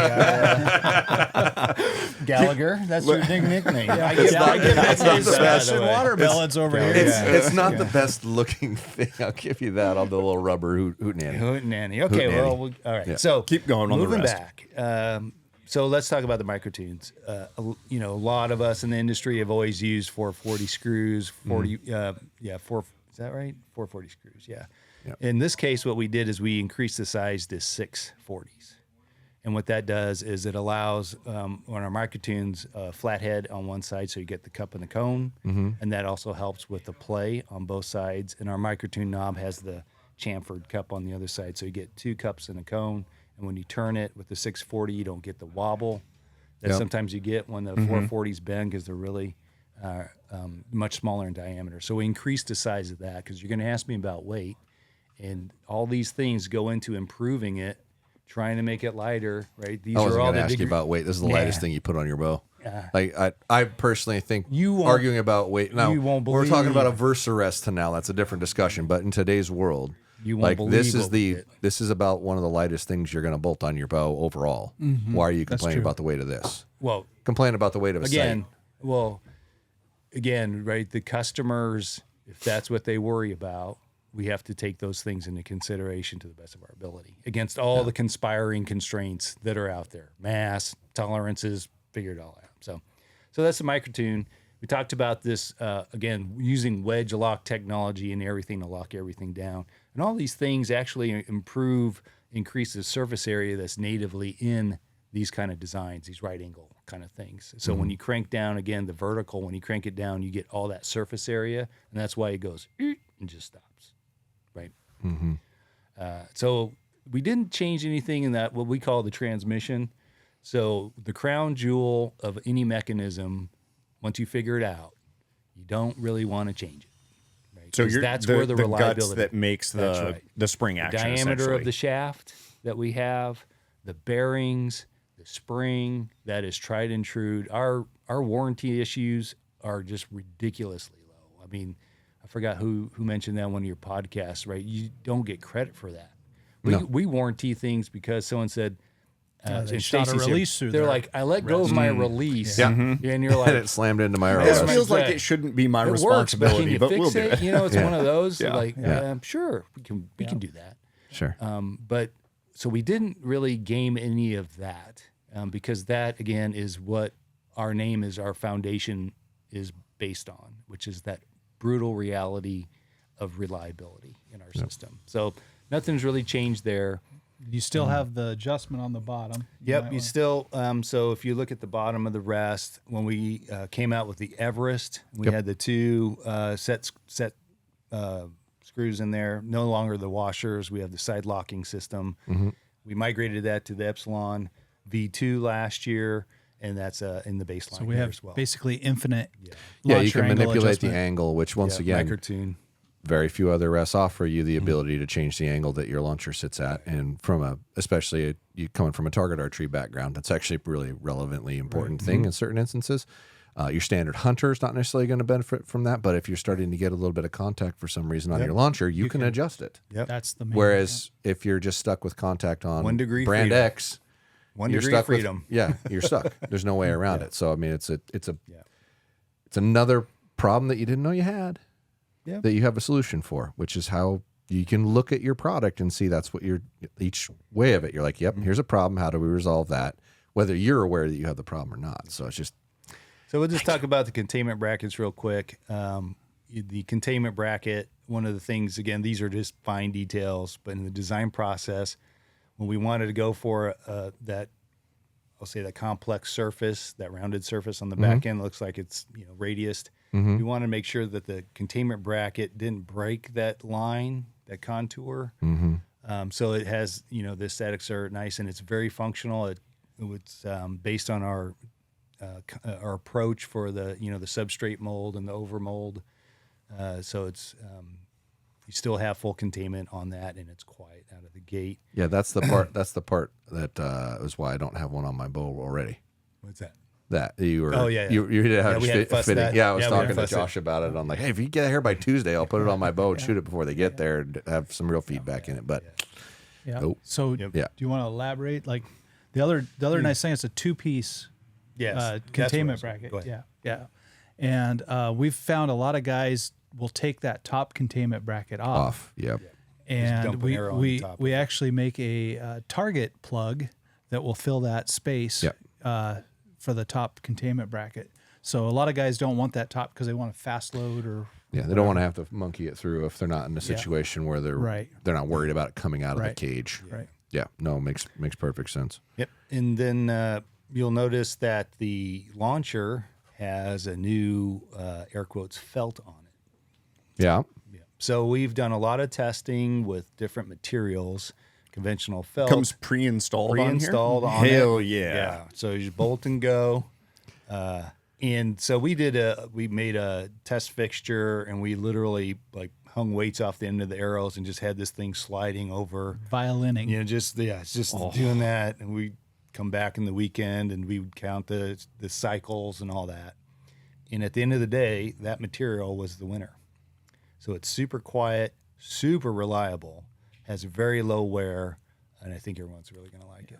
I know I like it. That is a huge deal because the felt stuff that everybody else uses is It's a booger. it's a booger. That also that launcher still has the overmold material On the- on the underneath. steel launcher. One other thing to Yeah, you can note see it, yeah. is this is a blackout rest. Yeah. So all of the hardware. Save that for last. Oh, you were. Sorry, I'm stealing your. ripped the band-aid Stealing the off. thunder, man. You're having so Come much fun on. going through okay. I can't hardly You wait. can get to the. I see 4 shiny little set screws So- down there. Fake news. Fake news. So You have to shoot if you your bow look at the upside steel down to launcher, if you look at the steel launcher there, Yeah. there's Yep. I It's don't all know. I blacked. think we've got like Yeah. 12. So it's all stainless hardware that we have actually Cerakoted the ends. So it's not gonna rust. So it's not going to rust. We'll let you know for sure. It gets very wet down here. Yep. Everything rusts down here. It's wild. Yep. yeah, but they're obviously That's why doing it's something but to that's why take it's care of relevant. it. That's why right it's away. relevant. Yeah. It We gets didn't overlooked go a with lot. some of the oxide. which I overlooked because I wasn't in this environment. Everything rusts down here. You shoot Oh, Foley mother of one God. time from out west. Yeah. You come home. Yeah. You're out here for 3 or 4 days, and you pick up your bow out of your case. You're like, huh, when did that happen? Yep. That'll do it. Yeah. Go ahead. Yeah. Oh, so I was just so we've got the blackout hardware. You want to talk about the lever arm? We'll get there. Or you can talk about it. Oh, I saw that too. did you? Yeah, I saw that too. Got wedge go, let's lock go. technology. Should I say it? Was it an echo? Like a wedgie. It's no, I think Yeah. it's smart that you So it's keep our- reiterating it so- because Yeah. nothing's gonna like you're aiding in the thing never moving once it's set. Yeah. Like this isn't a thing where you're like, okay, use Loctite everywhere and make sure that because otherwise it's gonna rattle and you're gonna have like because of the way you guys designed it, this should hold.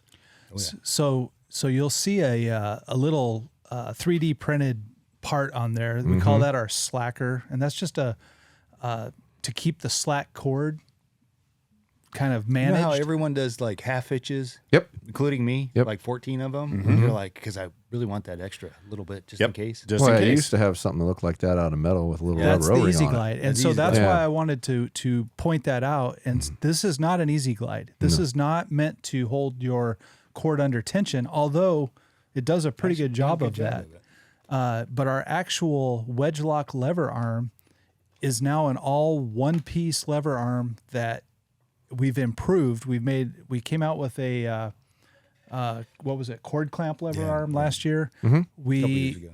yeah. This now has the wedge lock lever arm. So it's a one screw, tightens it down, holds your cord in place.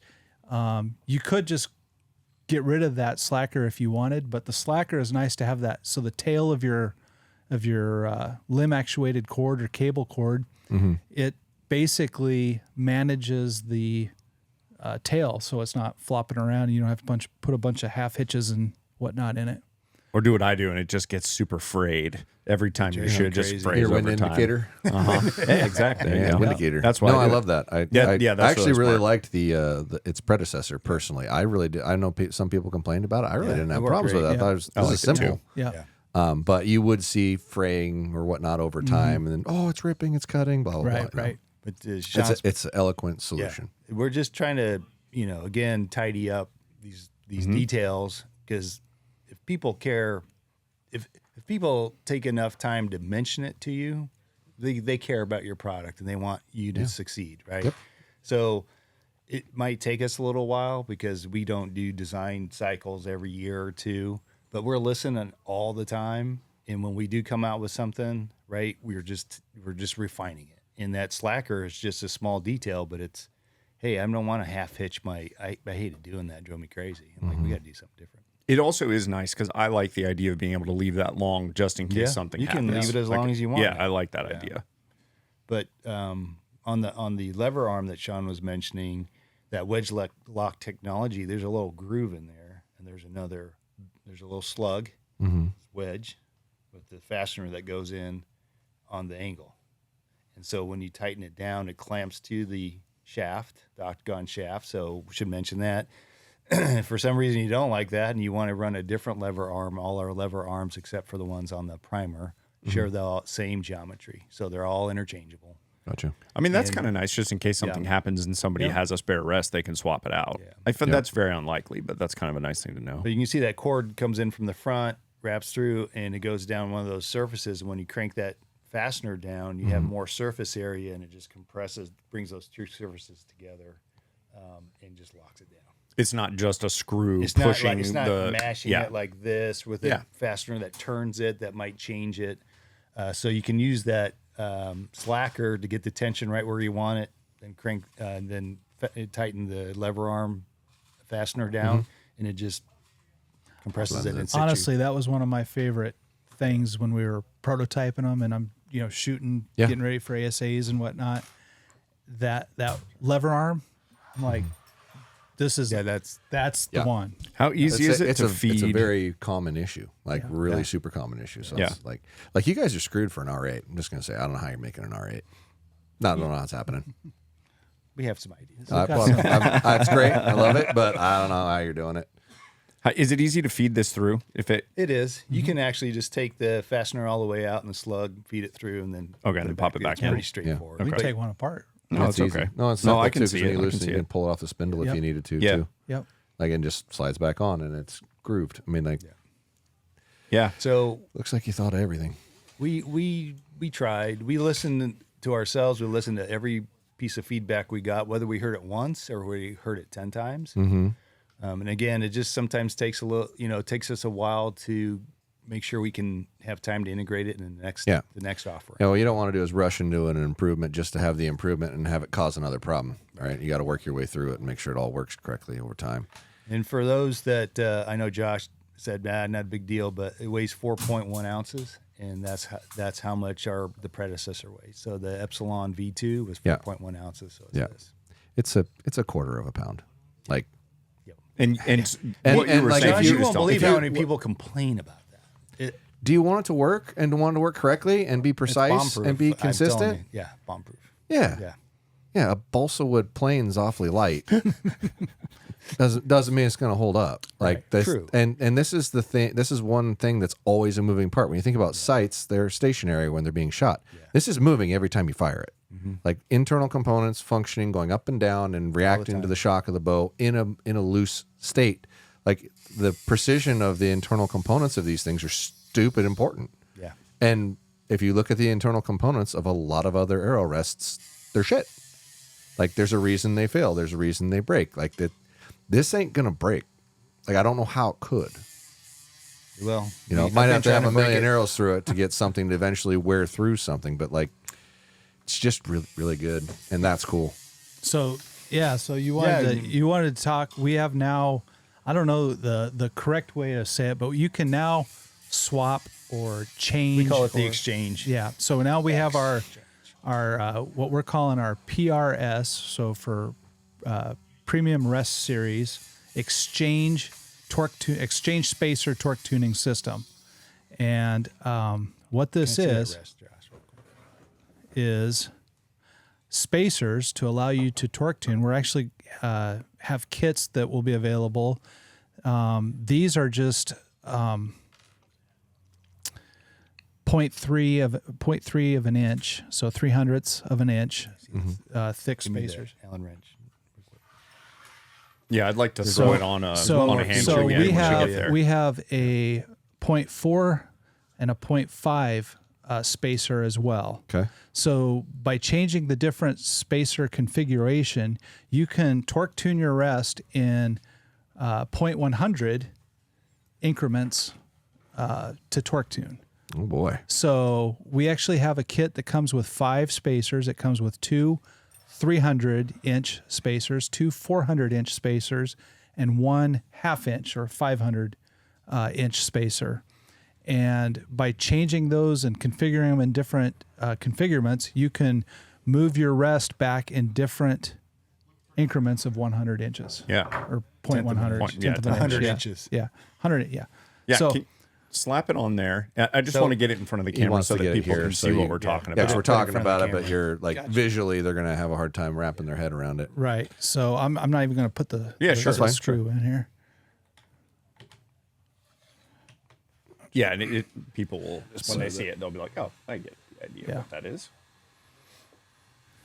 You can do whoop So, it, yeah. whoop it though.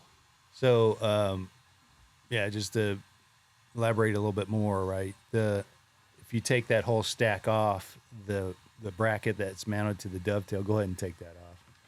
You'll see that piece there, it comes with the R7, Okay. right? So I took these part here. You can show this Yep. later. And you'll see, again, another wedge lock technology feature, the double dovetail on the top. I don't know if you can see that. Goes in, and that's how it is. I've got it backwards. It goes into a complementary geometry on the rest, like that. And that's our system. See that? That's really good. So you can, as Sean mentioned, stack those up.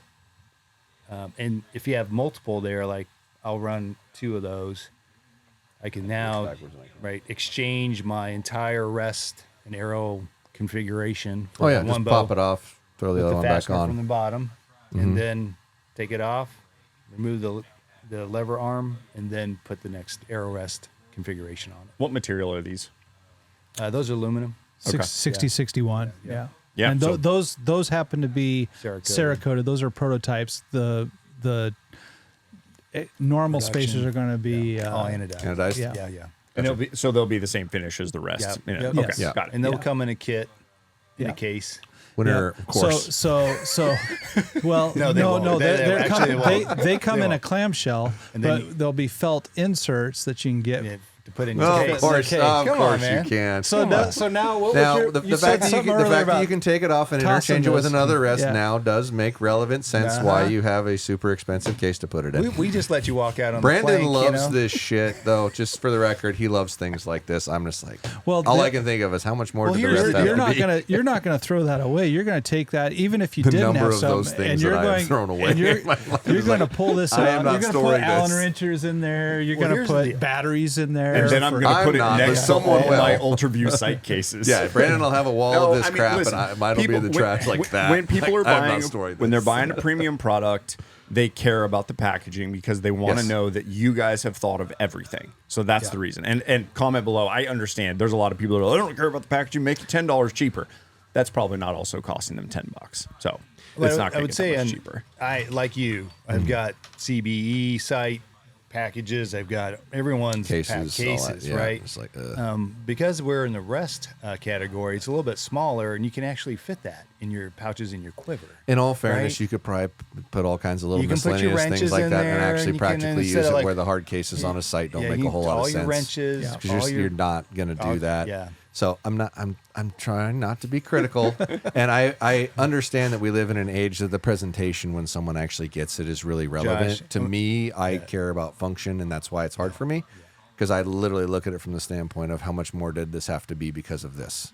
right? Yep. But I understand and I get it, and I'm just being nitpicky because I got to shit on you a little bit. Remember the conversation earlier? All right. Got a nitpick. I got him a little, just a little, but no, it's phenomenal. Yeah. It's just so good, So that's just so good. Can we talk about the worm? Here we go. the noodle. Can we talk about the I worm? call it the wi- noodle. The So wheelie you worm. So So if you're tell out me in the woods why- and you're surviving, you got to catch a fish. You just Yeah. take Yeah, that. that's out. a good Hey. idea. You get the There you go. Yeah, especially like a out little here in leech, Nashville. you know? You got Yeah. a lot of great bass Leech, fishing. yeah. You Heck can yeah. break Pull the that Yeah, pulley yeah, off. get you a nice There you big go. get you Fantastic. to a Oh, catfish. It's already got the holes where Yeah. you run your hook through it. Okay, Yeah. I see why you Squirt did the it. Then scent that makes in there, perfect sense. holds the scent a little longer. Okay, time to be critical. If there was a way to have this get to the customer where the cord that's in here is stretched out to where it Yeah. didn't just keep loosening up, Yeah. you probably wouldn't get the criticism that you get with this. So, Fair statement. so there is some truth to that. However, we find that most people are installing them incorrectly. So there's two things that I see all the time. Okay. One, the cord up in the middle of the halfway in between the arrow rest and the limb. Okay. So that thing just oscillates around, Yeah. right? Yeah, it's not where it belongs. What we recommend typically is down tight to the limb, as tight as you can get it. Mm-hmm. And then the other thing that I see is people not grabbing a hold of the rebound dampener is what its technical name is, Noodle. and pulling up on it, sort of stretching it while they're pulling down on the tail of the cord that's going through the lever arm, letting go of that, and then tightening the rest down. If they do that, the thing stays down. The launcher stays down. Most people don't do that. Bullshit. Most people don't do I that. have to like beat that thing like it owes me money to get it to stretch out. Okay, like I mount the rubber all the way down. I grab the cord and I reef on it back and forth and try and then tighten it up and then But- do but it do you- again but and then do do you it again actually- and then do it again. We'll go out here. Do you actually grab the rubber itself and Family podcast. actually pull up on? You can feel it pull up. Grabbed rubber 20 years, dog. I was like, Sorry, you just like lobbed it up there. It's like, teed it up. Yeah. That's going at the front of the podcast. So everybody knows what ever this is watch going. or listen to those where they take the sound bites from the NASCAR? He's like, he was rubbing him. You know? You should do that with his podcast. That'd be You so should do good. that. Do That that would with be the awesome. podcast. No, I always That is grab your job. segments Do and I that. put them at the beginning. And this will end up at the beginning. Yeah, too. No, right. you can get almost all of it out. Yeah. But it seems like still after you shoot it a little bit, you're gonna have to retighten it a couple times, which isn't a pain in the ass.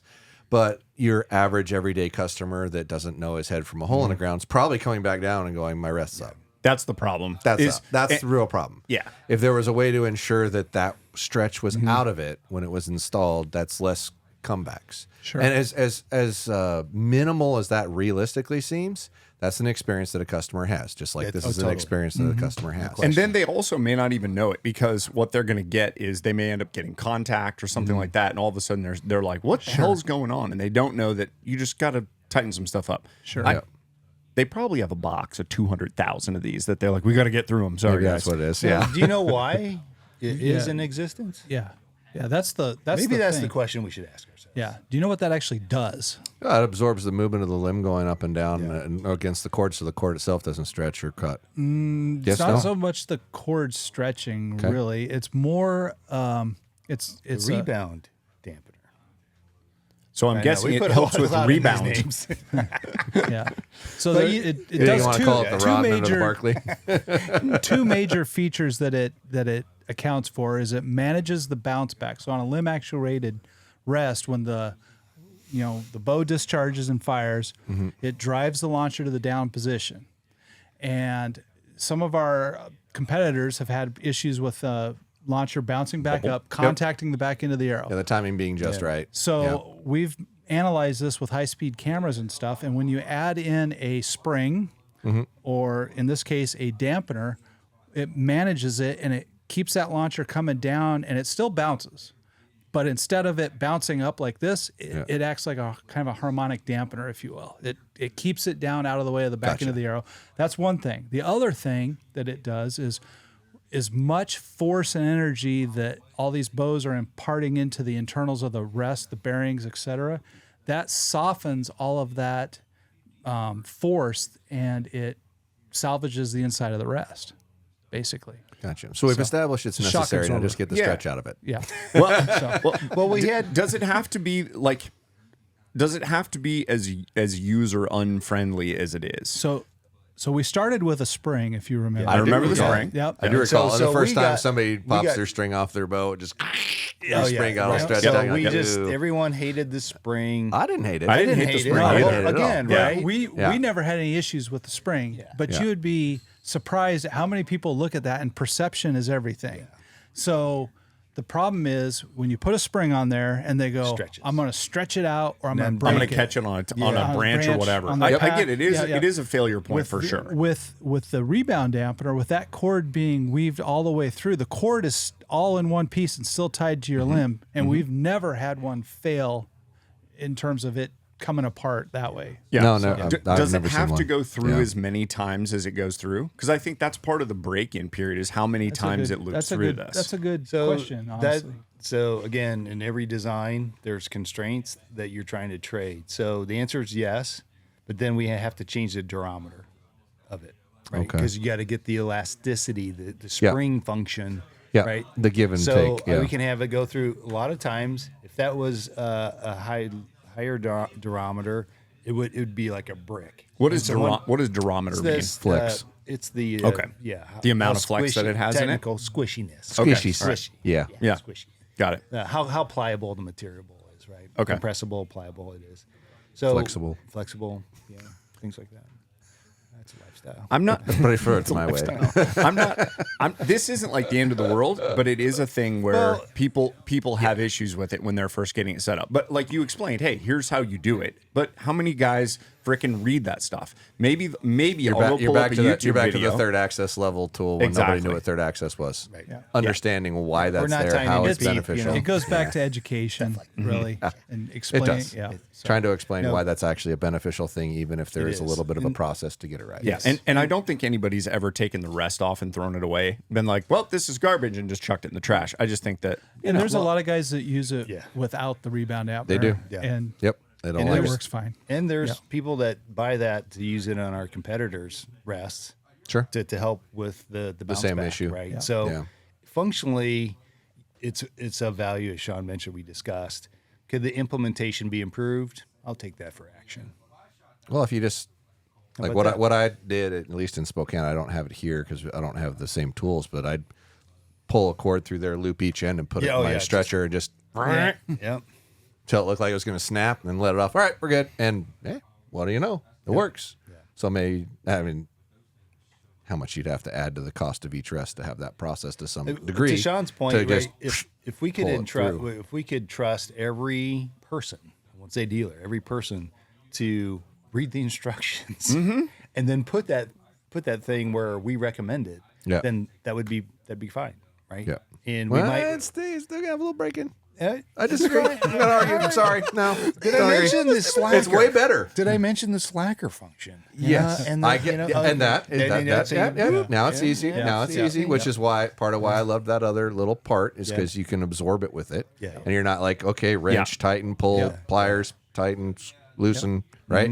So that's great. Like the implementation of those two things together pretty much kind of easily resolves that, but it's still going to be something that a customer doesn't listen, doesn't follow through with, etc. If it doesn't get fully out in the shop, and I get worried it's not getting fully out in the shop. It's getting out as much as it can, but not imperfect. And I look through everything with a lens of how can you complain about it? What's wrong with it? What problems are going to come back to you as an experience that the customer has, right? Right. That's going to be one for sure. Okay. So That's if why we're there's here. a better way to implement it or a better way to work it through, because my goal for every brand that I deal with or talk to or whatever is like, how do we make this to zero? How do we get it to where they can't come back with a problem? Right. And as much as another brand of arrow rests I don't really like very much and have all kinds of problems with, they very rarely see something that the customer comes back in for in a short period of time.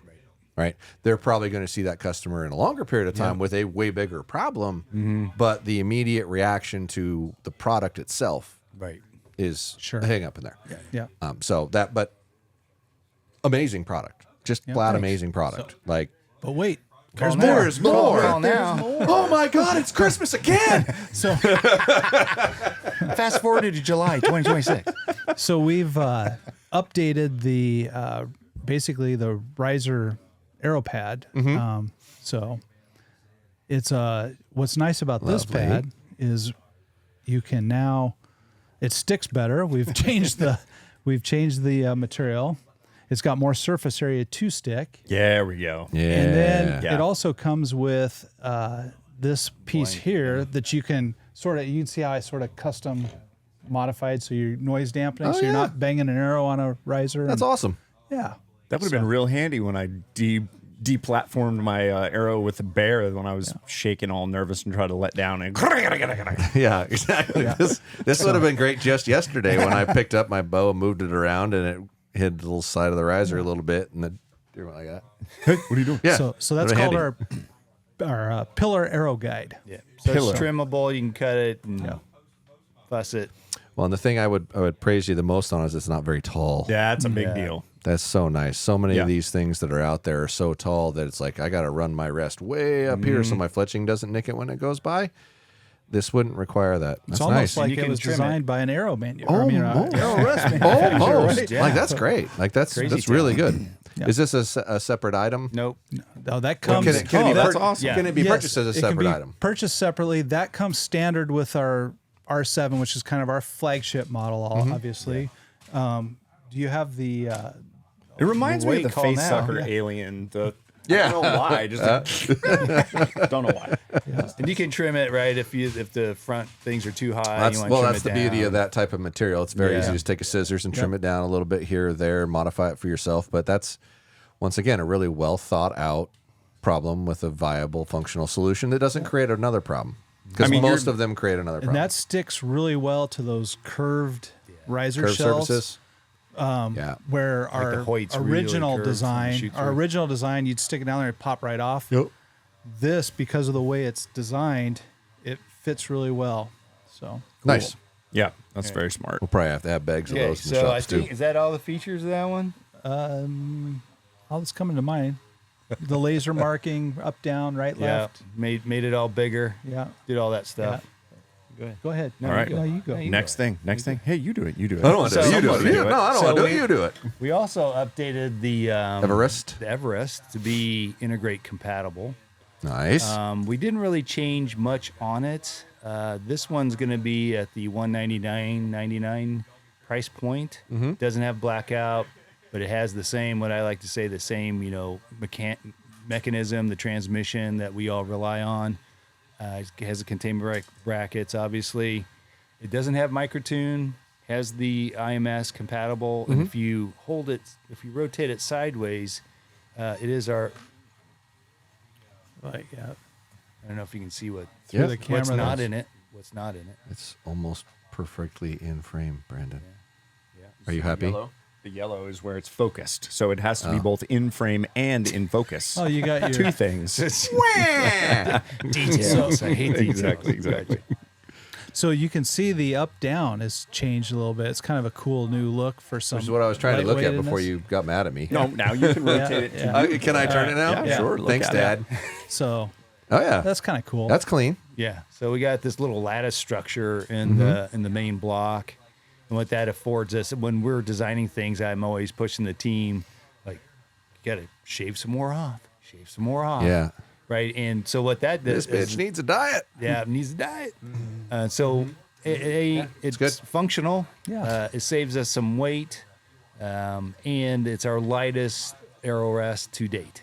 It's at 3.3 ounces, and that's about for you math nerds out there, roughly about 8% lighter than the previous version of the Everest. Nice. Yeah, And very it good. has the launcher angle pitch adjustment as always. So we think it's going to pair really nicely with some of the bows that are coming out by some of the bow manufacturers and give that really reliable solution. Gotcha. For the price, like I challenge you to find something that's of higher quality or more durable in the price point. Yeah. You won't find it. Like that's for $200, which it's weird for me to say that $200 is affordable, It's like so a much money. good priced arrow rest, like cheap. Yeah. I don't want to use the term cheap because it degrades quality, but like that's cheap, That's where we are. right? tell you, And yeah. that like is really, really good for the money. Like really, really good. There's not a better arrow rest in that price Will point. this launcher fit on Yeah. the Everest, and you can buy this aftermarket? Yep. Yeah, you can just actually, if you want, just buy the felt. I think is that what we're doing? Yep. Yeah. Yep. we'll Okay. do that. And So you can otherwise buy it the felt comes- So separately, the and you felt can buy the MSRP is at $9.99. So for a piece of that Yeah, that goes all the way around. woven, woven, it's a woven fabric is what it really is. Okay. And then so that's $9.99. The I guess we didn't talk price point on the R7, did we? I was trying to save you. Okay. I don't know that we need saved all the features. It's expensive. With what it is, it's in the right price point. Yeah. It is. It's like Yeah. but Yeah. you know, once again, I mean, I came from All right. $20 TM hunters, Yeah. man. Like it's like what the heck? Let's but announce- but look So- at what that is and look at what this is, and it's Yeah. relative. Go ahead. But the nice thing Yeah. is after January 1st, your customers are going to get 15% off this thing, That's right. yeah, as long as we get to 100,000 subscribers, people. Come on, just say it, follow. Brandon. It's I one know. damn button. But listen, but in the Unfollow at meantime, the first of the year. in I the don't meantime, care. when are these shipping? When are these available? They're going to be shipping. Well, I don't know when this is coming out, but Monday, November 3rd. We're trying to launch when you launch, if we can. November He's 3rd. gonna hate life, but that's okay. That's not my problem. No, I can do that. That's fine. That's fine. Monday, November 3rd is when we're planning on starting to ship we got an audible to dealers. to dealers. Yeah. Yeah. Shipping to dealers. November 3rd. That's perfect. That's me. Yeah. Hey, Yay! and if you want it before, Winner. you can get it for 10% off with discount code BMAC if you have to have it. Well, but just you gotta to have it because there's just nothing better. If you're buying a new bow, and from November 12th to January, there's a lot of people who will be buying a new bow. Yep. Just use yours. You're fine. Deal with it. So Yeah, and I'll have a lot. Like So a we have lot. a story on price, right? When we're talking about price and the value and all those wonderful things. So we came out with the Versarest. We finally had it, the design done, and we're trying to get to 100 and a half, right? And we're looking at it, and it's just not penciling out. And we're like, and Sean and I were looking at each other. Tim was there, and we go, God, I think that's it. We're done. Because we had taken all our seed money, seed corn, we put it down on the production and all actually prototypes. We spent like most of our money on prototypes. We're like, go make it. Yep. And then we got all the numbers back. Sean's the numbers guy, and we're like, we can't sell it for 150. We're making no money. Like nobody's making money. Yeah. Tim walks in and he goes, "This is a premier item. You sell it for what it needs to sell for, and don't dilute it." And we're like, "This feels uncomfortable." And so we put it at the price point that, you know, we could make money. We did the best we could, and that number was $199.99, right? And so what the industry did, everyone's like, that's crazy, right? Because everyone's trying to get to a sub $100 arrow Under rest. $100 at the 150 time. was Yep. the top. 150 was the end. top. But it's pretty interesting what happened after that, right? All of a sudden, it was like a couple years later, everyone was $200 the new $200 was the standard. thing. Yeah. And right then people started going, yeah, it's the last thing and the first thing that touches your arrow. It is the platform, one of the, arguably, aside from the bow, the most important thing, because you can't shoot an arrow without it. Yeah. I don't care whose arrow rest you put, right? Yep. So, and then progressively, that number has moved up, right? And for a variety of reasons, inflations, you know, we can all talk about the details of that. But that arrow rest, appreciate all the comments on it, you know, here. Some of the comments we've got from other people are very similar, right? And it's, I would just say from our side, how much time and energy we put into it. And you go down these dirt roads, you back up, you go pretty damn far down some of these, Yeah. right? And you come back. Oh, I know. To have you guys see what we did and call that out is means something to us. So, and Did we It ever is say what how it much it was? Yes, it's $329. I was gonna say I don't think we said. $329.99. I was like 5 minutes explanation. I was like, we still haven't said how much this thing is. You don't We're have to clearly apologize. avoiding it. Tim's not wrong Hey, with what you congratulations! said. It's not the most expensive arrow rest in That's the right. market. It's not. It's not. Wait, it's Way to go. not? No, It's it's more. not. No. The limb driver's $339. Oh my And gosh. QAD's try whatever is like is up there. That's in a It's on little thing. Yeah. Yeah, and honestly, for $329 versus your comparable, like everybody knows QADs are really popular. Yeah. QAD MX2, right? Yep. You're not that much more than that. No, if you And buy there's an a OEM, lot more going on here. Yeah. Drastically more going on here. That's 100% reasonable. If we're gonna say $300 is acceptable for any high-end arrow rest, that's totally reasonable compared to what you're comparing it to. It's the same conversation we had with sights, where Exactly. everybody goes, "What the hell are we doing? Why is it so expensive?" It just is now. This is Well, where we there's- are. Well, There's a lot of and things I would argue the arrow rest is way more important than your sight. Yeah, totally. 100% would. Like if you give me a budget and say you must build bow X with this much money, I am going to probably spend more on my rest than my sight because there's a lot of sights that are less expensive that'll still get the job done. But my arrow getting to from A to B straight, every square, and time. even Yep. every time is stupid important, and it gets overlooked Yep. frequently. Moving parts. Yep. It's a more important part, but it's less glamorized. I don't know why. It's like everyone's all focused on sights and whatnot. That fucking thing is way more important than your sight. It just is. And we're not setting that price because we think Enjoy the edit. You're right. That's how much that's true. how much We're we deep can on leaving garner. them in You now. know, how much we can garner like Right. fleece. No. It's like we are. Sean tortures himself. We tried to get that under 300, No. and we couldn't do it. No. Well, Well, Tim's comments right. It's a premium product. Sell it for what it has to sell for to make sense. Yeah. Or don't Fairly. do it. Fairly. Fairly. Don't gouge. yeah. And we Right. have a Don't formula. gouge. And you're not. Because if you start looking at other things and looking at what they cost, you're not gouging because of what's in there. So we have a rep group now, and we've had rep groups in the past that we're always trying to discount our products to dealers and like guys like you.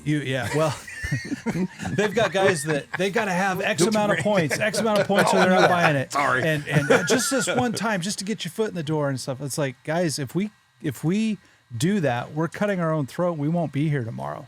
Yeah. So we have it's not like Andrew said, we're not trying to gouge the customer, but Or the dealer. We're Everyone's gotta a make a living. manufacturer just north of Denver, Colorado. And How you liking the Wolves? let's not go there. More what they like is the factory full of blue. We're so happy! Yay! Yeah, we're just like, Oh, what the fuck are you guys thinking? This is right. But it's hard to do. Don't get me It's started. expensive to do business. Yeah. And, Oh, you're kidding, dude. Yeah. So And what enables that, I'll say that price in that product is you start to see it more now with the tariffs, but Sean's strategically been bringing in our own machine capabilities over the last 8 years. 8 years. More and more, right? And we've made investments in people and skill sets to be able to machine that. Because if you walk to many machine shops and you say, take one of those parts and hand it to someone and say, this has to be whatever. That's the hardest. They'll be like, That's hands what? down the hardest arrow rest machine. Yep. And it ain't even close. Yeah. There's a reason that screws are in the spots that they were in and adjustments right. were in the spots Make that it they were easy. in because it was easy to machine and manufacture. You literally said, I don't care. Make it more functional Figure to the out how consumer. to turn that at a Yep. 30-degree Yeah. angle or whatever. Absolutely. it is, So yeah, for there's sure. that. You have to have some legit skill to make that. I think We we have don't. to. We From- have we to. have You have to have we have people to- that are with real good skill to be able to make really, that. that's what it Yeah, boils down to that's is our the- team. You know, team's awesome. we've put together a phenomenal team. So I'm going to just give them a shout out Yeah. here on this podcast. We 'cause wouldn't be here without the without the guys that we've assembled. Gals. My wife, who's the office manager, John Dietrich in our machine shop, Devin, Yep. our And everyone on assembly the floor, team. you know, It's takes a village. It really does. And we were just sitting in the airport the other day getting ready to come to your podcast going, how did we get here? It's a talking heads thing, right? Yeah. There's water at the bottom of the ocean. Yeah. This is not my beautiful wife. Same as it ever was. Yeah, same as it ever was. It's wild. Yeah, it's pretty cool. But yeah, so again, our story is that it is similar to the next set of stories, 10, 15, 20 years from now, there'll be other people sitting here with their stories, just trying to make archery better. Well, you've done a really good job of it. Thanks. You really have. And I challenge anybody to make a better arrow rest than that. Good luck.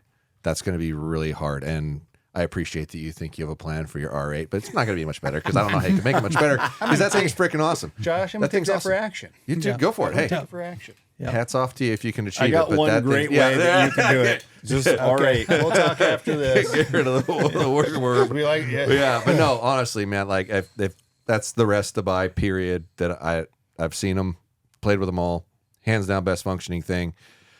Yeah, and coupon code PMAC, whatever the shit you like to say is. But that thing's awesome, and if you're in the market for an arrow rest, you really need to take a very close look at it because I don't know how you can improve on it. I really don't. It's awesome. Thank you for making it, and thank you for making most shops' lives easier because you've done that. Thank you. Well, thanks for having us. Yeah, It's a thank you pleasure guys to for come coming out out. here and share this with you. Absolutely. It's totally worth canning a day of my hunt to make this happen. That's awesome. We Appreciate already you guys killed all coming. your stuff. I could kill more. Okay, valid. This state lets you kill a lot. Yeah, that's true. Yeah, They do. I gotta go to the butcher. There's 2 dead deer in the back of my truck right now. It's pretty cold outside still, right? Awkward. We're all right. It's noon. Hey, It's perfectly cold legal. I got a outside, license Jay. and all that stuff.